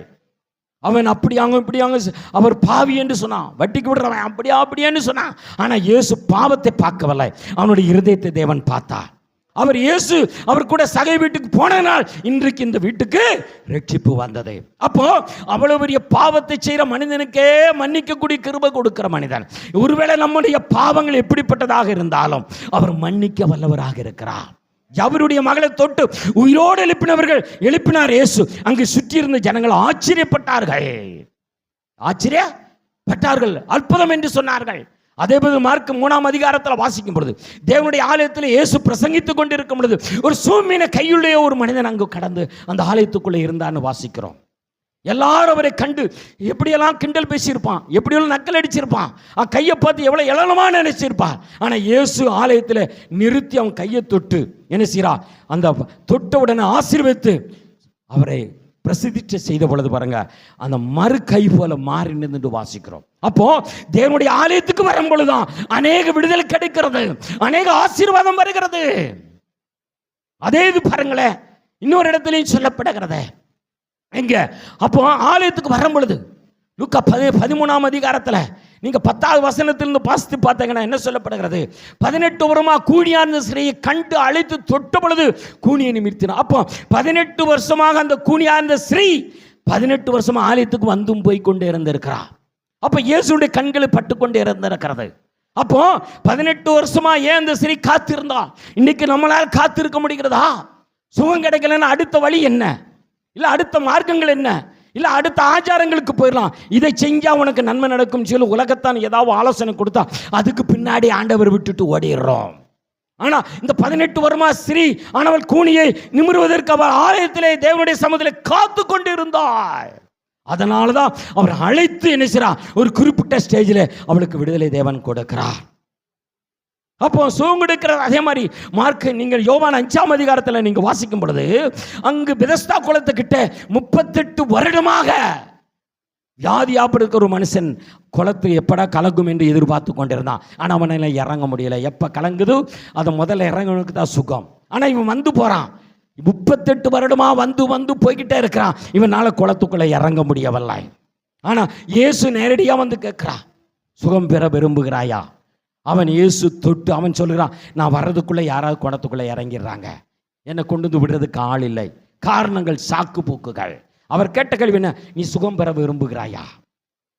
இன்னைக்கு நம்ம ஆண்டவர் அறிந்தும் இல்லை அறியாமல் இருக்கிறவர்களும் சுகம் பெற விரும்புகிறாங்களே கேட்ட பொழுது எத்தனை சாக்கு போக்குகள், இல்லை எத்தனை காரணங்களை சொல்லி தப்பிக்க பார்க்கிறோம். அவன் அவிதமாகத்தான் சொன்னான். ஆனால் இயேசு இறக்கம் காண்பித்து உன் படுக்கை எடுத்துக்கொண்டு நடைன்னு சொன்னான். 38 வருடமாக வியாதியாக இருந்த மனுஷன் சுகத்தை பெற்று படுக்கை எடுத்துக்கொண்டு அந்த இடத்தை விட்டு ஓடினான். அதுக்கப்புறம் பாருங்க 14வது வசனத்தில் நீங்க பார்த்தீங்கன்னா அவன் தேவனுடைய ஆலயத்துக்கு வந்தான்னு சொல்லப்படுகிறது. சுகத்தை பெற்றுட்ட ஓடி போகல, அடுத்து எங்கே காணப்படுகிறான், இயேசுவை தேடி ஆலயத்துக்கு வருகிறான். அங்க ஆலயத்துக்கு வந்த உடனே இயேசு பிரசங்கத்தில் என்ன சொல்றான், போ இனிமே நீ பாவம் செய்யாதே. அப்போ நீ நம்ம சுகம் பெற்ற பிறகு ஒரு சின்ன ஆசீர்வாதத்தை பெற்ற பிறகு மீண்டும் ஆலயத்துக்கு வரும் பொழுதுதான் நம்ம எப்படி சுகத்தை காத்துக்கொள்ள வேண்டும். எதனால நமக்கு வியாதி வந்தது, பாவத்தினால். அந்த மகன் சொல்லுறான், அவனை பார்த்து சொல்லுறா, இனி போ, இனி பாவம் கேடான பாவம் ஒன்றும் செய்யாதே என்று சொன்னான். அப்போ பாவம் செய்யும் பொழுது தேவனுக்கு பிரியமான காரியங்களை கை கொள்ளும் பொழுது அது வியாதியாக மாறுகிறது, போராட்டமாக மாறுகிறது. அப்போ இயேசு எப்படிப்பட்டவர் என்பதை அவன் கண்டு கொண்டான். 38 வருஷமா குளத்துக்கும் படுக்கைக்கும் வந்துதான் போய்கிட்டு இருந்தான். இன்னைக்கு அநேக கிறிஸ்துவர்கள் ஆலயத்துக்கு வர்றோம் போறோம் வந்தோம் போறோம், ஏன் பூரண சுகம் இல்லை? காரணம் என்ன? நம்மகிட்ட இருக்கிற சுபாவம் கேடான பாவ வாழ்க்கையில் வைத்துக் கொண்டிருந்தா கேடான நன்மைகளை நம்ம என்ன செய்வோம், அனுபவிச்சு தான் ஆக வேண்டியது வரும். இன்னொன்று கொரிந்தியர் 11ஆம் அதிகாரத்தில் வாசிக்கும் பொழுது எல்லா இடத்துலையும் சொல்லப்படுற விசேஷம்தான். யூதாஸ் பாருங்க, அந்த இடத்துல நீங்க பார்க்கும் பொழுது யோவான் 13ஆம் அதிகாரத்தில் நீங்க படிச்சு பார்த்தீங்கன்னா, அங்கு யூதாஸ் எப்படி இயேசுவை காட்டி கொடுக்கிறான் என்று சொல்லி மனசுல அந்த உள்ளத்துல எண்ணங்களோடு வைத்து வருகிறான். அவனுக்கு இன்னைக்கு காசு கிடைக்கும், இயேசுவை காட்டி கொடுத்துட்டோம். அப்போ சீசர்ல ஒரு துரோகியாக வந்து அங்க 2வது வசனத்துல வாசிக்கிறோம். அதுல 26, 27 வாசிக்கும் பொழுது பாருங்க, அவன் அது யார், என்னை காட்டி கொடுக்கிறவன் யார் என்று சொல்லி மற்ற சீசர்கள் கேட்கிறார்கள். அப்ப இயேசு சொல்கிறார், இந்த அப்பத்தை துணுக்கி முக்கி யார் வாயில வைக்கிறனோ அவன் தான் என்று சொல்லுகிறார். அப்போ இயேசு அங்க அந்த ஆலயத்தில் இருக்கும், அந்த இடத்துல இருக்கும் பொழுது சீசர்களோட 10ஓட 11 கெட்ட எண்ணத்தோட வந்து யார் உட்கார்ந்து இருக்கா? யூதாசு உட்கார்ந்து இருக்கிறான். இயேசுவை காட்டி கொடுக்கிறோம், பணம் வரப்போகுது. அப்போ கெட்ட எண்ணத்தோட ஆலயத்துக்குள்ள வரும் பொழுது, கெட்ட எண்ணத்தோட இயேசுவை நம்ம தேடும் பொழுது, திருவிருந்து எடுக்கும் பொழுது, அவர் அப்பத்தை பிச்சுக்கு வாயில வைக்கும் பொழுது, பிசாசு சாத்தானும் சேர்ந்து உள்ள போனான்னு வாசிக்கிறோம். அப்போ ஏன் வியாதி மாறல? சாத்தானு உள்ள குடியிருந்த என்னாகும்?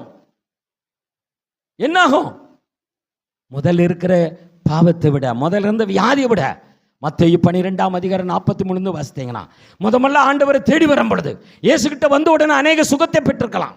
கொஞ்ச நாள் ஆன உடனே நம்ம என்ன செஞ்சிருப்போம்? இயேசுவை கொஞ்சம் கொஞ்சமாக விலக்கிக்கிட்டே போயிருந்திருப்போம், இல்லை இயேசு விட்டு விலகி இருப்போம். சுகம் கிடைச்சிருச்சுல, இன்னும் எதுக்கு ஆண்டவர் என்று சொல்லி. ஆனால் அங்கு 43 வாசிக்கும் பொழுது என்ன சொல்லப்படுகிறது? மத்தேயு 12:43 அவன் முதல்ல அவன் இயேசுவை அவன்கிட்ட இருந்த பாவத்தை அந்த பிசாசை துரத்தி விட்டான். அவன் பூமி எங்கு சுத்தி விட்டு பார்த்து 2வது அதே மனிதனை வந்து பார்க்கிறான். இவங்க சுத்திகரிக்கப்பட்டிருக்கானா, அலங்கரிக்கப்பட்டிருக்கிறானா? அவன் கிறிஸ்துவுக்குள் இருந்தா அவனால் 2வது வர முடியாது, உள்ள நுழைய முடியாது. ஆனா இவன் கிறிஸ்துவ விட்டு விலகி இருந்தான்னு சொன்னான். கொஞ்சம் முதல்ல வரும்போது சரியான உடுக்க, ஆகாரம், வீடு வாசல் இல்லாமல் இப்படி இல்லாமல் கஷ்டப்பட்டு இருப்போம். இயேசுவை அறிந்து விட கொஞ்சம் வசதிகள், பசை பிடிச்சிருப்போம், உடுக்க உட, உன் ஆகாரம், தங்கு வீடு வாசல், வண்டி வாகனங்கள், சில செழிப்புகள், பிள்ளைகள் கொஞ்சம் வளர்ச்சி வரும் பொழுது நேரமே கிடைக்கல ஆலயத்துக்கு வர்றதுக்கு. என்ன செய்யல? கூட்டத்துக்கு வர்றதுக்கு நேரமே இல்லை. எனக்கு அந்த வேலை, இந்த வேலை, என்னென்னமோ காரியத்தை சொல்லி ஒதுங்கி விடுகிறோம். ஆனால் அந்த அதம்போது தான் அப்படி இருக்கும்போது தான் பிசா சுற்றி அடிச்சுட்டு அவன் ஒன்றா போனால் நம்மளை விரட்டி விட்டுட்டானே, நம்ம இன்னொரு 7 கூட்டு போன்னு சொல்லி அவன் இன்னொரு 7 சாத்தான பிசாசம் கூட்டு வந்து அந்த உடம்புக்குள்ளே 2வது பூந்து விடுகிறான். முன்னிலைமையிலும் பின்னிலைமை மோசமாய் விடுகிறது. ஆண்டவர் சுகத்தை கொடுக்கிறான். நீங்கள் ஜெபிக்கும்போது சுகம் பெற்றிருக்கலாம், ஒரு ஆசீர்வாதத்தை பெற்றிருப்போம், ஒரு வியாதியில் சின்ன ஒரு மாற்றத்தை உருவாக்கி இருப்போம். ஆனால் அது நிரந்தரமாக இருக்க வேண்டும் என்று சொன்னார் கிறிஸ்துக்குள். அதாவது சங்கீதம் 92:13 சொல்றது, தேவனுடைய ஆலயத்தை நாட்டப்பட்டவர்கள் செழித்திருப்பார்கள். எப்படி இருப்பார்கள்? செழித்திருப்பார். சங்கீதம் 98 சொல்றது, உன் துன்மார்க்கமான அக்கிரம செயல்களும் என் கண்களுக்கு முன்பாக அல்லவோ இருக்கிறது. யாருக்கு முன்பாக இருக்கிறது? என் கண்களுக்கு முன்பாக. சங்கீதம் 109 நம்ம வாசிக்கணும் 17, 18, 19 வாசிக்கப்படும் பாருங்க. அவன் ஆசீர்வாதத்தை விரும்பாதபடினார், ஆசீர்வாதத்தை விரும்பாதபடினார் அவனுக்கு என்ன செய்யப்படுது? மீண்டும் அந்த பொல்லாத ஆவி உடம்புக்குள்ள ஊந்து சரீரத்துக்குள்ள தண்ணீரா பாஞ்சி உடம்புக்குள்ள போய் எலும்பு ஊனுக்குள்ளுக்குள்ள போய் நினைக்கிறதான். ஏன் வியாதி நம்மளை மீண்டும் தொடருது? ஏன் பிரச்சனை வீணும் தொடருதுன்னு சொன்னா, தேவனை விட்டு ஆசீர்வாதத்தை விரும்பாதபடி ஆலயத்துக்கு வர்ற நாள் அன்னைக்கு, கூட்டங்கள் நடக்கிற அன்னைக்கு நம்ம எத்தனை காரணங்களை சொல்லி எங்கெங்கோ போய் சுத்திட்டு தீருகிறோமே. ஏன் அந்த ஆசீர்வாதத்தை இழக்கிறதுக்கு காரணம் என்ன? அப்ப அந்த வியாதி உடம்பை விட்டு போகுமா? அந்த பிரச்சனை வெளியே குடும்பத்தை விட்டு போகுமா? போகாது. இன்னும் சொல்லிக்கிட்டே போகலாம் இயேசு எப்படிப்பட்டவன்னு சொல்லி. மத்தேயு 9ஆம் அதிகாரம் 27ஆவது வசனத்தை பார்த்தீங்கன்னா, அங்க 2 குருடர்கள் இயேசு வருகிறதை கேள்விப்படுகிறார். பாதையில வந்து கேட்கிறான், இயேசுவே தாவீது குமாரனே என்று அழைக்கிறார். ஆனா இயேசு தன் வீட்டுக்கு போகிறார். அப்ப அவங்க கூப்பிட்டது காதுல என்ன செஞ்சிருக்கோம்? இயேசுவுக்கு கேட்டிருக்கும். ஆனா இயேசு தன் வீட்டுக்கு போன உடனே அவன் இயேசுக்கு பின்னாடியே அந்த 2 குருடர்களும் கடந்து செல்கிறார்கள். இயேசு வீட்டுல போய் தேடுறான். இயேசுவை பார்த்து கேட்கிறார், நான் சுகம் கொடுக்கிற வல்லமை எனக்கு கொண்டு நீ விசுவாசிக்கிறாயா? உங்களுக்கு என்ன வேணும்னு கேட்டார். என் கண்கள் குருடாக்கப்பட்ட கண்கள் திறக்கப்பட வேண்டாம். அப்போ ஆண்டவர் சொல்கிறார், அப்போ இது எல்லாம் அவங்க கேள்விப்பட்டு தான் இயேசுவை பின்னாடி தொடர்ந்து வருகிறார். இயேசு விட்டுட்டு போகல, அவர் வீட்டுக்கு வந்த உடனே வீட்டிலையும் போய் அவன் தேடுகிறான். அப்போ சுகத்தை ரோட்ல மாத்திரம் இல்லை, அவர் என்ன செய்கிறார், அவர் இருக்கிற இடத்துக்கு அழைத்து செல்கிறார். அப்போ அவர் இருக்கிறதுக்கு வந்த பிறகுதான், அவர் இடிப்பத்துக்கு வந்த பிறகுதான் அந்த கண்களை அவர் தொட்டு 2 பேருக்கும் பார்வை தேவன் கொடுக்கிறார். அப்போ இயேசு விடாமல் தொடர்ந்து போய் சுகத்தை வாங்கி கொள்கிறார்கள், சுகத்தை பெற்றுக்கொள்கிறார்கள். மோசமான வியாதியிலேயே, அதாவது வியாதி இருந்தாலும் உலகத்தை பார்த்துடலாம், எதை வேணாலும் போயிடலாம், வந்துடலாம், நடந்துடலாம். ஆனால் ஒரு மனிதனுக்கு கண் பார்வை இல்லைன்னு சொன்னான், அவன் உலகமே அவன் இருட்டு தான், அவன் வாழ்க்கையை என்ன செய்யப்படுகிறது, இருட்டாகத்தான் காணப்படும். ஒரு மனிதனுடைய உதவி இல்லாமல் அவனால் எதுவுமே செய்ய முடியாது. ஆனால் அப்படிப்பட்ட மனிதனுக்கு என்னால் உனக்கு அற்புதம் செய்ய முடியும் என்று நீ விசுவாசிக்கிறாயா? அவன் விசுவாசத்தை தேவன் எதிர்பார்த்தா. அப்போ இங்கு வந்திருக்கிற சகோதரியின் தாய் தகப்பன்மார்களே, இந்த ஒளிவெளிக்கு மூலமாக கேட்டுக்கொண்டிருக்கிற என் தாய் தகப்பன்மார்களே, ஒருவேளை இந்த இயேசுவை நீங்கள் அறியாமல் இருந்திருக்கலாம். இந்த இயேசுவை நீங்கள் தேடி வந்தீர்னு சொன்னா, இயேசு உங்களுக்கு சுகத்தை கொடுக்க விரும்புகிறார். அவரால் அற்புதம் செய்ய முடியும். உங்க பிரச்சனை எவ்வளவு பெரிய பிரச்சனையா இருந்தாலும் இயேசு அற்புதங்களை செய்ய வல்லவரா இருக்கிறான்னு சொல்லி வேதவசனம் தெளிவாக நமக்கு கற்றுக் கொடுக்கிறார். இந்த இயேசுவை நீங்க ஏற்றுக்கொள்ள விரும்புகிறீர்களா? அந்த குருடர்கள் பார்த்தீங்கன்னா இயேசுவை அறியாதவர்கள் தான். மார்க்கில் 7:32 வாசிக்க, 8 அந்த 22 வாசிக்கும் பொழுது இயேசு இடத்தில் அவங்களை அழைத்து கொண்டு வரார்கள். அவங்களை அந்த இடத்தை விட்டு வேற இடத்துக்கு அழைத்து சென்ற பிறகு தேவன் சுகம் கொடுக்கிறார். உன் பழைய வாழ்க்கையை விட்டு அவர் அழைக்கிற இடத்துக்கு வந்தா, அவர் சொல்றபடி நீ வாழ்ந்தா, தேவன் நமக்கு அற்புதங்களை செய்வார், அதிசயங்களை செய்வார். பழைய பாரம்பரியம், பழைய ஆச்சாரங்களை விட்டு இன்னைக்கு நம்ம வெளியே இயேசுவை மாத்திரம் பிடித்து கொண்டா, எந்த மரண பரியந்தும் அவளை நடத்துவராக காணப்படுகிறார் இல்லையா?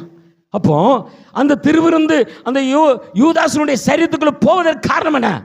அவன் உள்ளத்தில் இயேசுவை பற்றி என்ன செய்யறான், துஷ்ட எண்ணத்தோடு வந்து ஆலயத்துக்குள்ள உட்கார்ந்து இருக்கிறான்.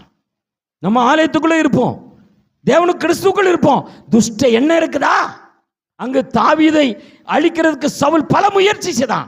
ஆனா சவுலுக்கு பின்னாடி இருந்த அவர் கூட்டாளிகளே இயேசுவை, சரி தாவீதை குறித்து வாழ்க்கை குறித்து எதுவுமே சவுலுக்கு காமிச்சு கொடுக்கல. கர்த்தருடைய ஆசாரிகளை கொல்ல முடியாது சவுல் கட்டளையிட்டான். நல்ல வெகுமதியெல்லாம் கொடுக்கக்கூடிய அவர் யார்? சவுல். அவரை உங்களுக்கு வயலை கொடுப்பாரா, பணத்தை கொடுப்பாரா, வீடுகளை கொடுப்பாரா? எதுவுமே செய்ய மாட்டா. இதெல்லாம் நான் தானே அவனுக்கு தரேன், ஆனா நீ எனக்கு துரோகம் பண்ண என்று சொல்லி கூட இருக்கிற ஜனங்கள் சவுல் கோபப்படுகிறான். அப்படி இருந்து யாரும் காமிச்சு கொடுக்கல. இதனுடைய பொருள் என்ன?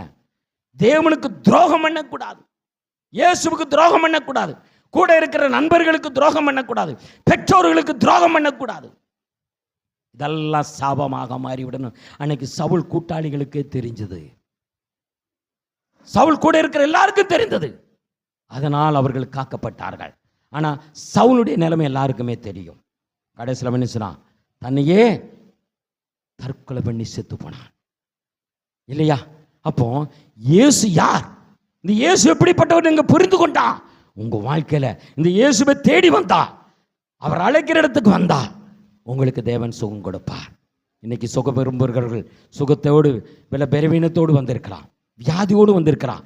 நீங்கள் ஒருவேளை அப்படிப்பட்டவர்கள் மனம் திரும்பி, ஆண்டவரே நான் சுகம் பெற விரும்புகிறேன், உம்மை தேடி வந்திருக்கிறேன் ஐயா, எனக்கு உம்மால் தான் சுகம் கொடுக்க முடியும் நான் நம்புகிறேன் என்று விசுவாசிக்கிறவர்கள், இந்த ஒளிபெருக்கமாக கேட்டுக்கொண்டிருக்க என் தாய் தகப்பன்மார்களே, சகோதரமார்களே, நீங்கள் எங்கிருந்தாலும் சரி உங்கள் வாழ்க்கையில் விருத்தி இல்லை, சந்தோஷம் இல்லை, சமாதானம் இல்லை, குடும்பத்தில் சந்தோஷம் இல்லை, பல போராட்டம் பிரச்சனை, வெளியே சொல்ல முடியாத போராட்டங்கள் இருக்கலாம், வியாதிகள் இருக்கலாம். ஆனால் அந்த இயேசு உங்களை அதிலிருந்து சுகம் கொடுக்க வல்லவராக இருக்கிறார். நீங்கள் விசுவாசித்தா உங்கள் வாழ்க்கையில் அற்புதம் நடக்கும். ஒப்பு கொடுக்க விரும்புகிறீர்களா? அப்படி வர நம்ம எழுந்து ஒன்னிஷனிக்கலாமா? ஆண்டவரே என்னை தொடுங்க. நான் உணர்ந்து கொண்டேன். அந்த நாட்களில் என்ன செய்யப்பட்டது? இயேசுவிடத்தில் வந்தார்கள், இயேசுவிடத்தில் அழைத்து வந்தார்கள், அத்தனை பேரும் சுகம் பெற்று கடந்து சென்றார்கள்.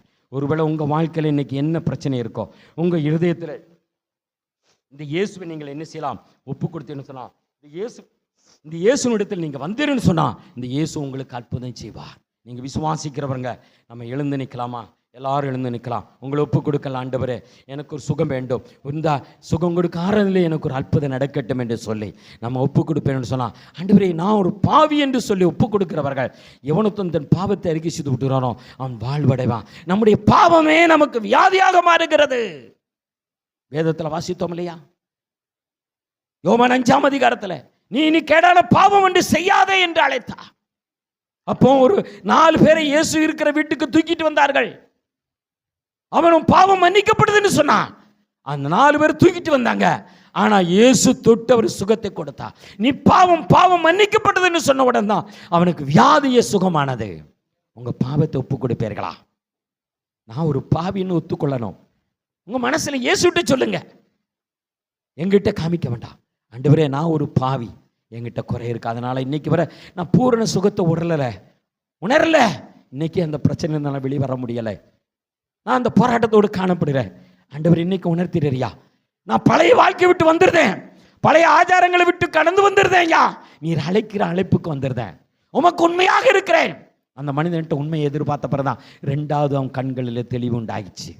நம்மகிட்ட இருக்கிற குறையை சரி பண்ணும் பொழுது தெளிவான ஆசீர்வாதம் வரும் என்று சொல்லி இன்றைக்கு ஆண்டவர் இந்த இடத்துல நம்மளோடு பேசி கொண்டிருக்கிறார். ஒப்பு கொடுக்கலாமா? ஷாதுடுக்க நினைக்கலாகப்பா. அவையானவரே ஸ்தோத்தரிக்கிறோம். இந்த வந்திருக்கிற ஜனங்களுக்காக, இந்த ஒளிவெளிக்குமா கேட்டுக்கொண்டிருக்கிற ஜனங்களுக்காக நாங்கள் நம்முடைய சமூகத்தில் கடந்து வருகிறோம். ஆண்டவரே நீர் எப்படிப்பட்டவர் என்பதை இந்த வேதவசனம் இன்னும் அநேக காரியங்கள் உண்டியா. ஆனால் நீ சுகத்தை கொடுத்து எப்படிப்பட்ட அற்புதங்கள் எல்லாம் செய்திருக்கிறியா. ஆண்டவரே எங்கள் பிரச்சனைகளுக்கு, வியாதிகளுக்கு, போராட்டத்துகளுக்கெல்லாம் என்ன காரணம் என்பதை எங்களுக்கு உணர்த்தினரே. எங்கள் பாவம் தானையா, எங்கள் பெற்றோர்களுக்கு நாங்கள் செய்ய துரோகம் தானையா. எத்தனை பெற்றோர்கள் பிள்ளைகள் சாப்பாடு கொடுக்காம ஒதுக்கி வைத்திருக்கிறார்கள். மருமகள்மார்கள் ஒரு நேரம் சாப்பாடு கொடுக்கறதுக்கு எவ்வளவு வேதனைப்படுத்துகிறார்கள். இல்லை மருமகன் எவ்வளவு கொடுமைப்படுத்துகிறார்களா காணப்படுகிறோமே. எத்தனை பெற்றோர்கள் தெருவில் பிச்சை எடுக்கிறத பார்க்கிறோம், அனாத மடத்தில் இருக்கிறோம், பார்க்கிறோம் இல்லையா? இதெல்லாம் பாவம். இந்த பாவம் எல்லாம் ஒரு நாள் உங்க வாழ்க்கையில வியாதியாக மாறிக்கொண்டிருக்கிறது, இல்ல போராட்டங்களாக இருக்கிறது, இல்ல நம்முடைய வாழ்க்கையில அது பிரச்சனையாக மாறும். தேவன் எச்சரிக்கிறார். நம்முடைய வாழ்க்கையை சரி பண்ணலாமா? ஒப்பு கொடுக்கலாம். ஷாதுடுக்கு நினைக்கலாகப்பா. அவையானவரே ஸ்தோத்திரம். அந்த நாட்களில் இயேசுனிடத்தில் அழைத்து வந்தவர்கள் எல்லாம், ஆண்டவரே நீர் அந்த கிராமத்தை விட்டு, அந்த ஜனங்களை விட்டு அழைத்து சென்று சுகம் கொடுத்தேரையா. உம்முடைய உமிழ்நீர் தானையா தொட்டு சுகம் கொடுத்தது, அற்புதம் செய்ததல்லவா? ஆமே. அந்த பிறவி குருடன் ஆண்டவரே 31 யோவான் 9:31-34 வாசிக்கும் பொழுது பார்த்தாவே, அதில் அவர் தொடர்ச்சியாக வாசிக்கும் பொழுது அவர்கள் எல்லாம் அவரை தள்ளும்படியா, அந்த பிறவி குருடனே இயேசு மெய்யான தேவன் அல்ல, அவர் ஒரு பாவி என்று சொன்ன பொழுதும் அவன் விட்டு கொடுக்காதபடி, அவர் பாவியோ என்னவென்று எனக்கு அறியாது, ஆனால் எனக்கு இயேசு சுகம் கொடுத்தார். தேவனிடத்தில் வந்தவர்களுடைய அல்லாமல் இப்படிப்பட்ட அற்புதத்தை செய்ய முடியாது என்று வாசிக்கிறோம். தேவனிடத்திலிருந்து வந்தவரால் மாத்திரம்தான் இப்படி அற்புதத்தை செய்ய முடியும்னு சொல்லி அவன் அந்த பிறவி குருடன் கண் பார்வை வந்தவுடன், ஆண்டவரே அன்றைக்கு அந்த ஜனங்களோடு ஆண்டவரே வாக்குவாதத்தில் நின்றானே, அந்த ஜனங்கள் அவரை உதறிவிட்டு போனார்கள். நீயோ பாவத்தில் பிறந்தவன், நீ எங்களுக்கு புத்திமதி சொல்லுகிறாயா என்று சொல்லி உலகம் நம்மளை பாவிகளாக பார்க்கலாம், வெறுக்கலாம். நீ வந்து எங்களுக்கு புத்தி சொல்லுகிறாயா? நேற்று வந்தவன், நேற்று ரட்சிக்கப்பட்டவன், நீ எனக்கு ஆலோசனை சொல்ல வேண்டாம்னு சொல்லி அந்த ஜனங்கள் அவரை ஒதுக்கி தள்ளினார்கள். ஆனால் அது இயேசு பார்த்து கொண்டே இருந்தார். அவன் இயேசுக்காக வைராக்கியம் என்ன சொன்னான்? தேவனிடத்தில் வந்தவரால் மாத்திரம்தான் இந்த அற்புதங்களை செய்ய முடியும். அப்ப இயேசுதான் எனக்கு தெய்வம் என்று சொன்னார். அந்த வைராக்கியத்தை பார்த்துதான் இயேசு வந்து அந்த மகனுக்கு நேரடியாக தரிசனமாகினார். இயேசு தரிசனமானவுடன் அவன் கீழ்ப்படிந்தான், இயேசுவுக்கு கீழ்ப்படிந்தான். ஒருவேளை உங்க வாழ்க்கையிலையும் பெற்றுக்கொண்ட நன்மைக்காக சூழ்நிலைக்கு தகுந்தால் மறுதளித்து விடாதபடி, எந்த இடத்துல எந்த சூழ்நிலையும் இயேசு ஜீவிக்கிறா, என் இயேசுதான் எனக்கு சுகம் கொடுத்தா, என் இயேசுதான் வாழ்க்கையை மாற்றினான்னு சொல்லி தைரியமா சாட்சி சொல்ல முடியுமா? ஒரு டாக்ஸி கொடுக்க முடியுமா? இல்லை இயேசுதான் என் மெய்யானு சொன்னீர்கள் என்று சொன்னா, அந்த மகன் வீட்டுக்கு இயேசு போனது போல உங்க வீட்டுக்கு இன்னைக்கு வருவா. சகை வீட்டுக்கு இயேசு போனார், அந்த வீட்டுக்கு ரட்சிப்பு வந்தது. இன்னைக்கு உங்க வீட்டில் ஒரு மாற்றம் உருவாக வேண்டுமா? உங்க வாழ்க்கையில் ஒரு நன்மை நடக்க வேண்டுமா? இந்த இயேசுவை உங்க வீட்டுக்கு அழைத்து செல்லுங்க. இந்த இயேசுவை ஏற்றுக்கொண்டு விட்டு சொல்லலாம், உங்க வாழ்க்கையில் ஒரு நன்மை நடக்கும் என்று சொல்லி தேவன் நம்மளை உணர்த்துகிறவரை காணப்படுறார். ஒப்பு கொடுக்கலாம். ஷாதுடுக்கு கலகப்பா. இயேசு ரத்தத்தாலயம், இயேசுவின் நாமம் இனிதான நாமம், இன இல்லா நாமம், இன்ப நாமம். எல்லாம் சேர்ந்து போலாம். இயேசுவின் நாமம் இனிதான நாமம், இன இல்லா நாமம், இன்ப நாமம். சாத்தானின் சேனையை ஜெயித்திட்ட நாமம், சாவப்பிசாசை துரத்திட்ட நாமம்.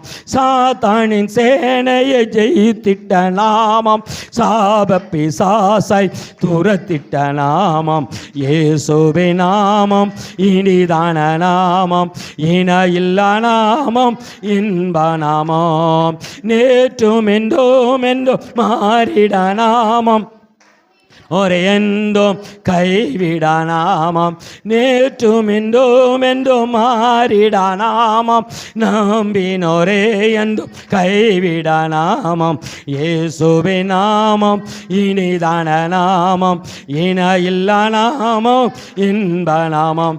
எங்கள் இயேசுவின் நாமம் இனிதான நாமம், இன இல்லா நாமம், இன்ப நாமம். சாத்தான் சேனையா, சாத்தானின் சேனைய ஜெயித்திட்ட நாமம், சாவப்பிசாசை துரத்திட்ட நாமம். சாத்தானின் சேனையை ஜெயித்திட்ட நாமம், பிசாசை துரத்திட்ட நாமம்.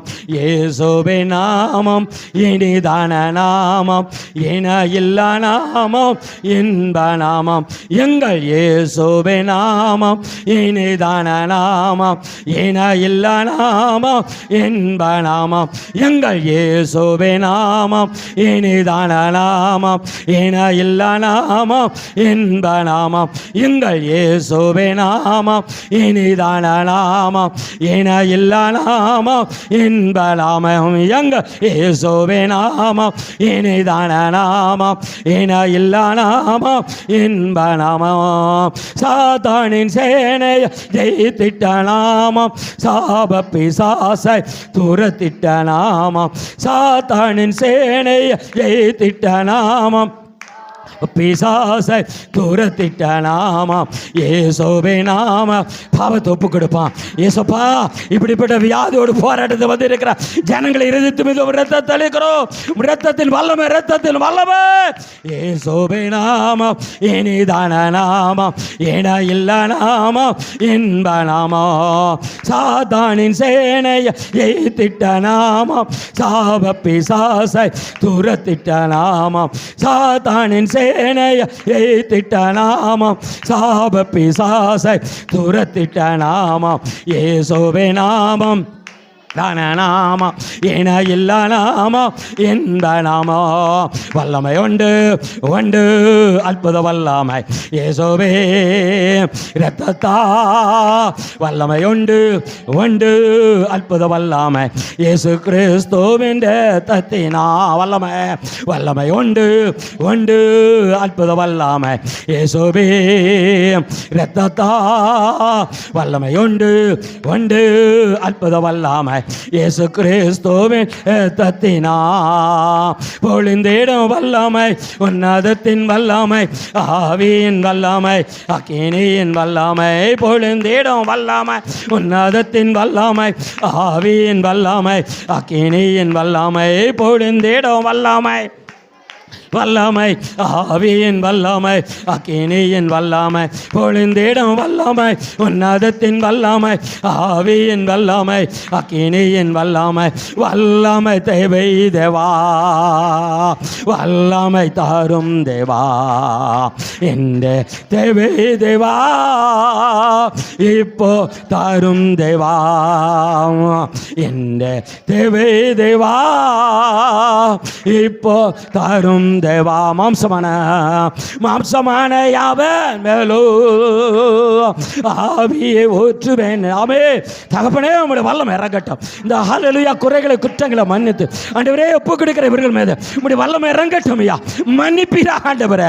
தாவீது குமாரனே, எமக்கு இறங்குமா பட்ட குருடருக்கு பாரு கொடுத்த தேவன் அல்லவா ஆண்டவரே. குறைகளை மன்னிங்க கட்டப்படுது, அற்புதம் செய்த தேவன் அல்லவா. இந்த ஜனங்களுக்கு குறைகளை மன்னிங்க, மன்னிங்க, ரத்தத்தை கழுவி சுத்தரிப்பீராக ஆண்டவரே. இயேசுவின் நாமத்திலா, இயேசுவின் நாமத்திலா எவன் ஒருத்தன் தன் பாவத்தை அறிக்கை செய்து விட்டுவிடனோ வாழ்வடைவன், தன் பாவத்தை மறைக்கிறவன் வாழ்வடைய மாட்டான்னு சொன்னாரியா. இப்பொழுதே ஆண்டவரே பாவத்தை அறிக்கை செய்து எனக்கு சுகம் கொடுங்க, ஒரு விடுதலை கொடுங்க, இது வியாதி என்ற ஒரு அற்புதம் செய்யும் என்று கொண்டு யாரெல்லாம் கேட்கிறாரோ, ஆண்டவரே நான் இத்தனை வருஷமா வியாதியோடு இருக்கிறேன், இத்தனை வருஷமா மன உளைச்சலோடு இருக்கிறேன், இத்தனை வருமாய் சரீரத்தில் நரம்புகளில் மாம்சரத்தை உணவு கரடுகளிலும் வேதனை நிந்தைகள் மன உளைச்சல்கள் அல்லது இருதய பாதிப்புகள் மூல வளர்ச்சிகள் இல்லாதபடி இருதய கல்லீரல் பாதிப்புகள், குடல் பாதிப்புகள், கிட்னி பாதிப்புகள், மூளை பாதிப்புகள் எல்லாம் இயேசு கிறிஸ்து இரத்தத்திலா இப்பொழுதே நம்முடைய வல்லமையிலா ஆண்டவரே சுகம் உண்டாகட்டும் ஐயா. இயேசுவின் நாமத்தில், இயேசுவின் நாமத்திலா, இயேசுவின் நாமத்திலா சுகம் உண்டாகட்டும். இயேசுவின் நாமத்தில், இயேசுவின் நாமத்திலா விடுதலை உண்டாகட்டும் ஐயா. ஆண்டவரே சுகம் உண்டாகட்டும் ஐயா. மன நிம்மதி இல்லாதபடி காணப்படுற, படுத்தால் தூக்கம் இல்லை, படுத்தால் ஆலய கெட்ட கெட்ட சொப்பனங்கள் ஹல்லேலூயா என்று கேட்கிற ஜனங்களுக்கு இப்பொழுது இயேசுவின் நாமத்தில் விடுதலை சுகம் ஆரோக்கியம் உண்டாகட்டும் ஐயா. ஆண்டவரே எந்த நேரத்தில் புலம்பிக் கொண்டு மூண வளர்ச்சி இல்லாதபடி என் பிள்ளைகள் படிப்பில் வளர முடியலை, பிள்ளைகளை சமாதானம் இல்லை, எவ்வளோ சந்தோஷம் இல்லை, நிம்மதி இல்லை, எவ்வளோ சம்பாதித்தாலும் தரித்திரனாக வாருகிறேன்னு சொல்லுகிறவர் பாவங்களை மன்னிப்பீராக ஆண்டவரே, உங்களுடைய சுகத்தை கொடுப்பீராக ஆண்டவரே, சுகத்தை கொடுப்பீராக.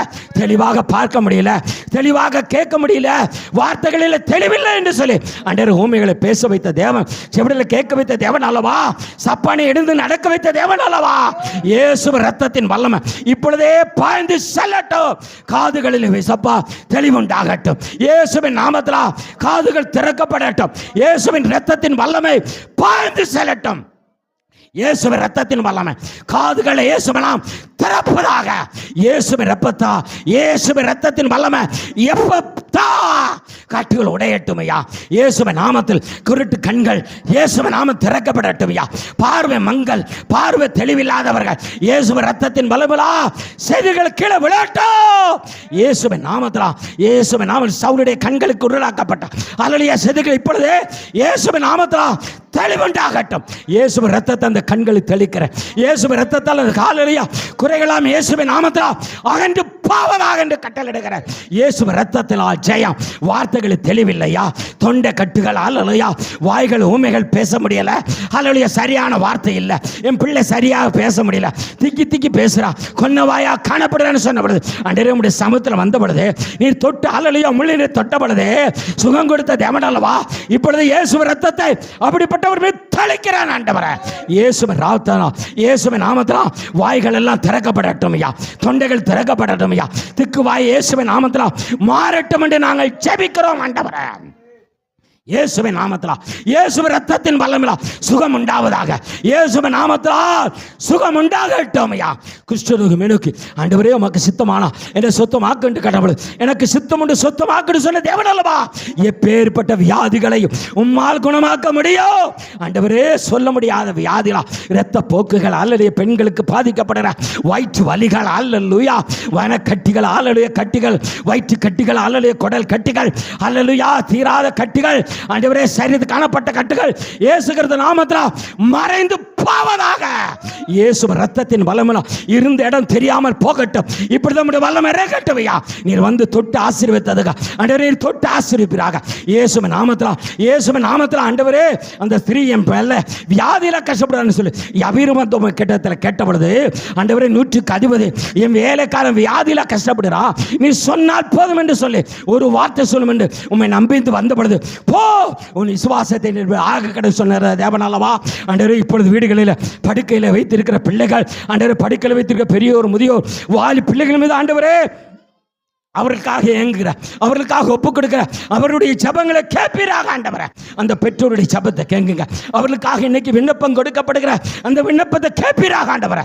அவர்கள் எப்படி இருந்தாலும் எந்த நிலை இருந்தாலும் ஆண்டவரே, இயேசுவின் நாமத்தில் சுகம் உண்டாவதாக. உன் படுக்கிறது எடுத்துக்கொண்டு நட. இயேசுவின் நாமத்தில் இயேசு இங்கு வந்திருக்கிறார். இயேசு வந்து சுகத்தை கொடுத்தா, இயேசுடைய சத்தத்தை கேட்ட எனக்கு சுகம் உண்டாகட்டு. இயேசப்பா உம்முடைய நாமத்தை மகிமைப்படுத்துங்கய்யா, உம்முடைய நாமத்தை மகிமைப்படுத்துங்கய்யா. ஆண்டவரே, பிள்ளைகளுக்கு இன்னும் கல்யாணம் ஆகலை, இன்னைக்கு பிள்ளைகளுக்கு பிள்ளை இல்லை என்று சொல்லி வேதனையோடு காணப்படுற இசப்பா, அந்த பெற்றோருடைய கண்ணீரை தொடப்பீராக. அந்த பிள்ளைகளுக்கு ஏற்ற காலத்தில் மனிதன் தனிமையாக இருப்பது நல்லது அல்ல என்று சொன்ன உங்களுடைய வார்த்தைப்படி ஒரு துணையை இயேசு கிறிஸ்து நாமத்தில் ஏற்படுத்தி கொடுப்பீராக ஆண்டவரே.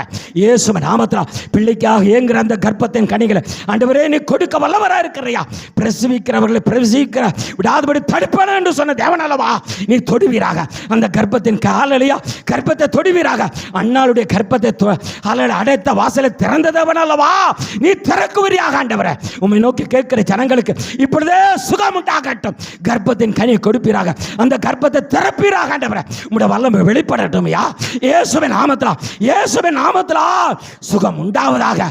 இயேசுவின் நாமத்தில் ஆரோக்கியத்தை சுகத்தை கொடுக்கிற தெய்வமே, உம்முடைய வல்லம் இறங்கட்டும், உம்முடைய வல்லம் இறங்கட்டும். இந்த ஆலயத்துக்குள் வந்து ஆண்டவர் இந்த ஒளிபெருக்கமாக கேட்டுக்கொண்டிருக்கிற ஜனங்களுக்கு இப்பொழுதே அவர்கள் எங்கிருந்தாலும் நீர் ஆலயனுடைய வல்லமை கடன் செல்வக்காக ஸ்தோத்திரம் ஆண்டவரே. நான் சமீபத்துக்கு மாத்திர தூரத்து தெய்வமாக சொன்ன தெய்வமே, என்னால் செய்யக்கூடாத அதிசயமான காரியங்களும் ஒன்று உண்டோ என்று சொன்ன தேவனல்லவா, நீ சகலத்தை செய்ய வல்லவர். நீ செய்ய நடத்த ஒருபோது தடைபடாதையா ஆண்டவரே. இந்த சுகமளிக்க ஆறாதில்லை.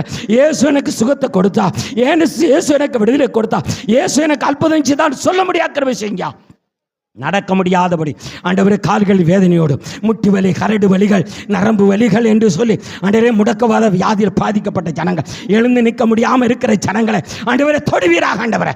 பிறவி சப்பானை கருது பேரோடு யோவாரண்டு பொண்ணும் பொருளும் அதுவாத்தோடு என்னிடத்து பொண்ணும் பொருளும் என்னிடத்து இல்லை, என்னிடத்துள்ள தரி நாசனான இயேசுவின் நாமத்தா உன் படுக்கிறது கூட நடைன்னு சொன்னோடு அற்புதம் செய்த தேவனல்லவா, இப்பொழுதே படுக்கிறது நடக்கட்டும் ஐயா. அவர்கள் கரடுகள் எலும்புகள் ஊனங்களுக்கு இயேசு ரத்தத்தின் வலவை பாய்ந்து செல்லட்டும். சுகம் உண்டாகட்டும், கரடுகள் பலன் உண்டாகட்டும், நரம்புகள் எலும்புகளில் சதுகளை இயேசுவின் நாமத்தினால் சுகம் கொடுப்பீராக ஆண்டவரே. இப்பொழுதே ஹல்லேலூயா எழுந்து நடக்கட்டும் ஐயா. ஹல்லேலூயா ஹல்லேலூயா. உம்முடைய நாமத்தை மகிமைப்படுத்துங்க ஐயா. உம்முடைய நாமத்தை மகிமைப்படுத்துவீராக ஆண்டவரே.